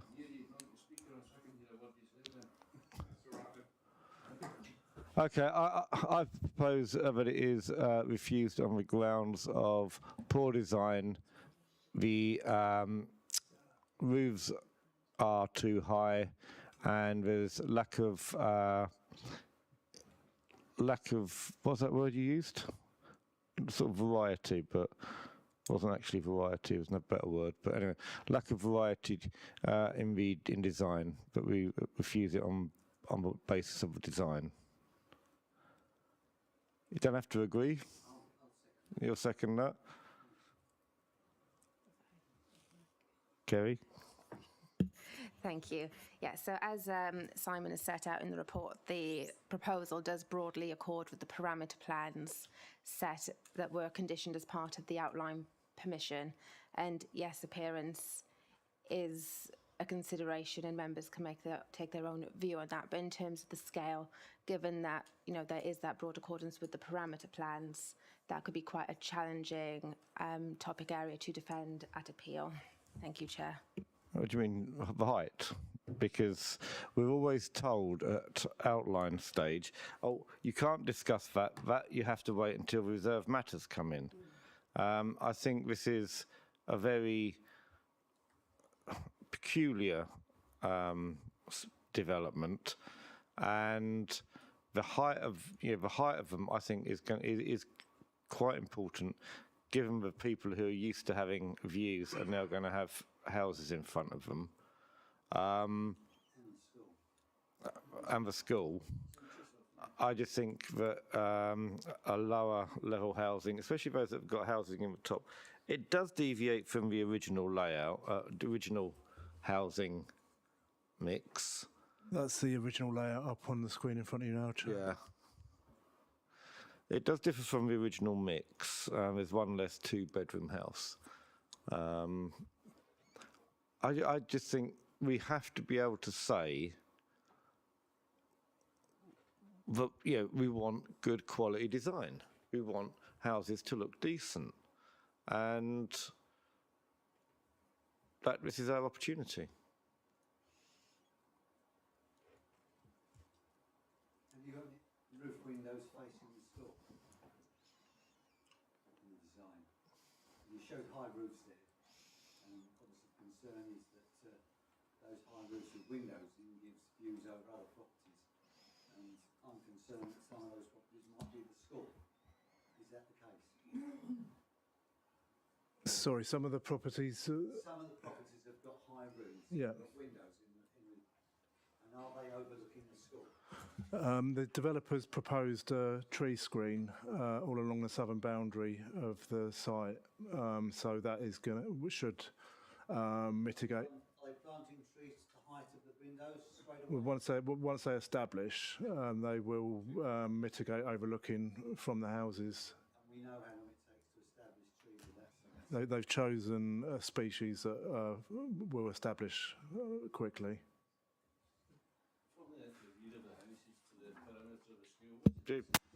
Use this, Jim, otherwise you're not on the... the gardens vary in depth from, I mean, I'm guessing around 8-10 metres at the shortest length towards the eastern end of the site, and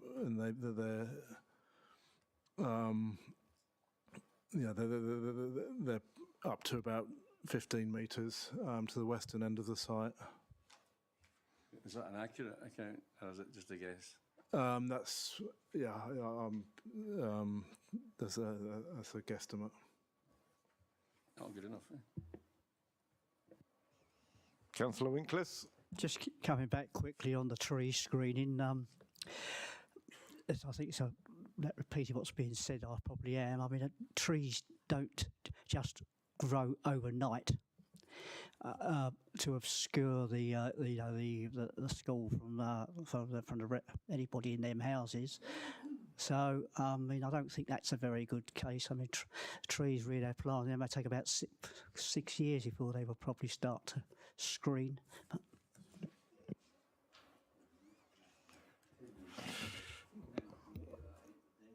What is the law regarding screening from schools? I'm not actually sure you legally have to do it. We've asked for it.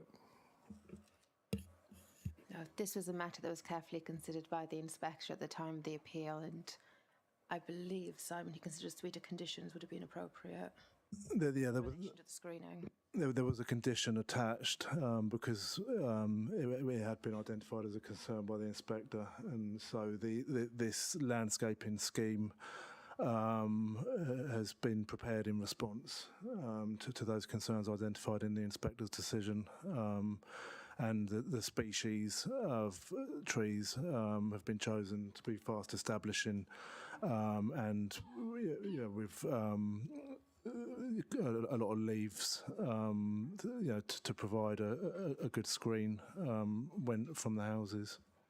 Can we condition that no one can occupy any of the houses until the screening has been established? Because I can't see the purpose of, kids are at school 4 years and then they're off. You're probably looking at 3 generations of school kids before this is established. Possibly 2 if they're really quick.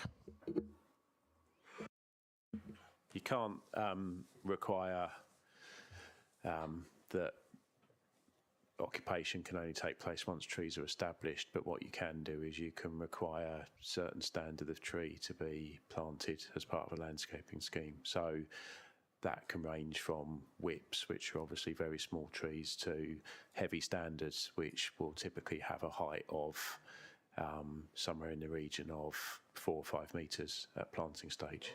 So there is an opportunity to impose a requirement in the landscaping scheme that that trees are of a heavy standard. I'm not sure if that detail has been provided in the landscaping details provided with the reserve matters, but I would suggest that if members are considering deferring this application on various grounds, that one of the grounds could be that we negotiate with the developer to have a more mature standard of tree as part of the planting proposals. Is that something that would be agreed, generally agreed? What about evergreen trees? Because autumn and winter, if there's no leaves on there, you've got the views that we're trying to stop. So evergreens.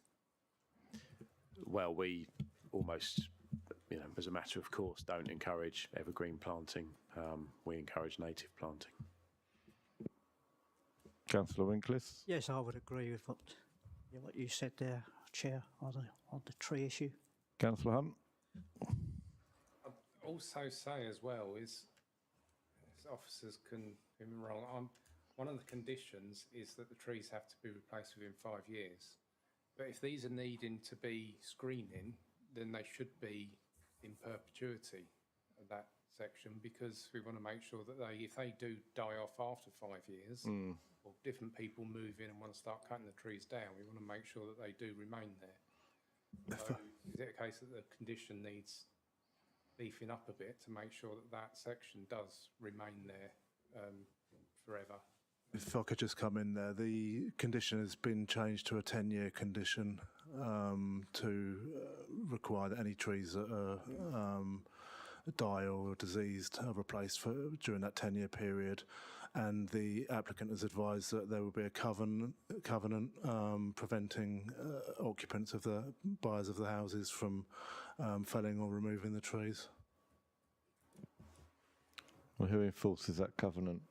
Well, I mean, I acknowledge that that's something that the council hasn't got control over. Yeah.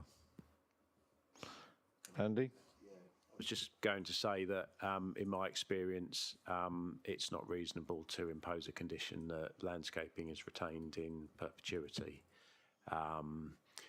The general concept being that if trees are established and are at a point where they offer particular amenity value, then the route would be to put a tree preservation order on those trees when they're at that, when they're at the stage when they are worthy of a TPO. But we can't have a condition that just essentially requires landscaping in perpetuity. Not even in exceptional circumstances of a primary school. No. Kieran? I'm just stretching, though. Okay, proposal to defer to secure agreement on conditions and agreements on the tree height.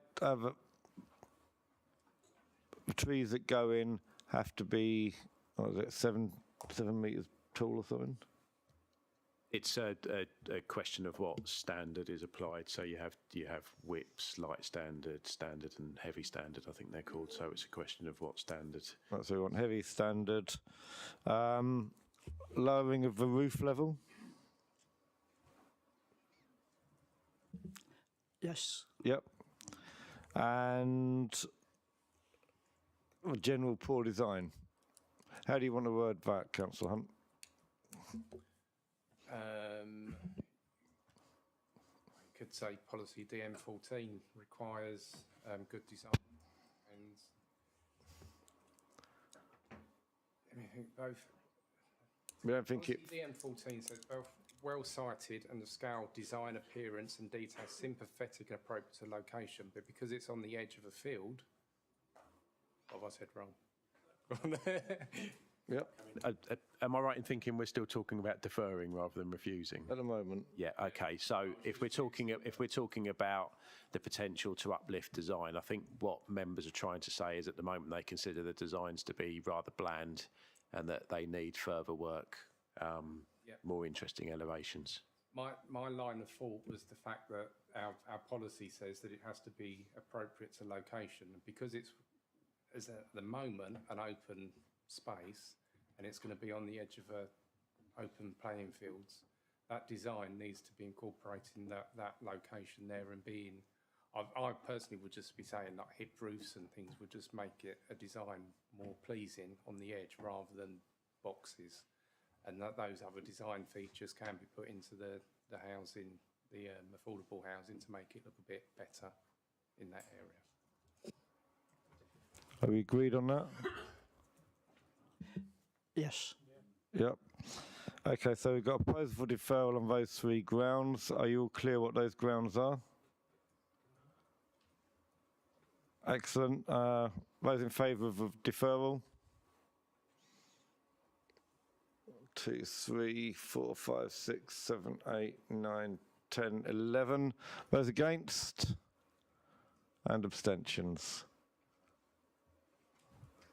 Okay, so that's deferred. I would look at item 5, which is the appeal cases. Does anybody have anything to say on these? Officers, would you like to say anything? No?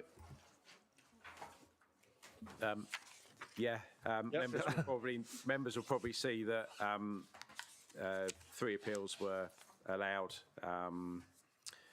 They were delegated decisions by officers. I just draw the members' attention to the summary in relation to items 5.1 and 5.2.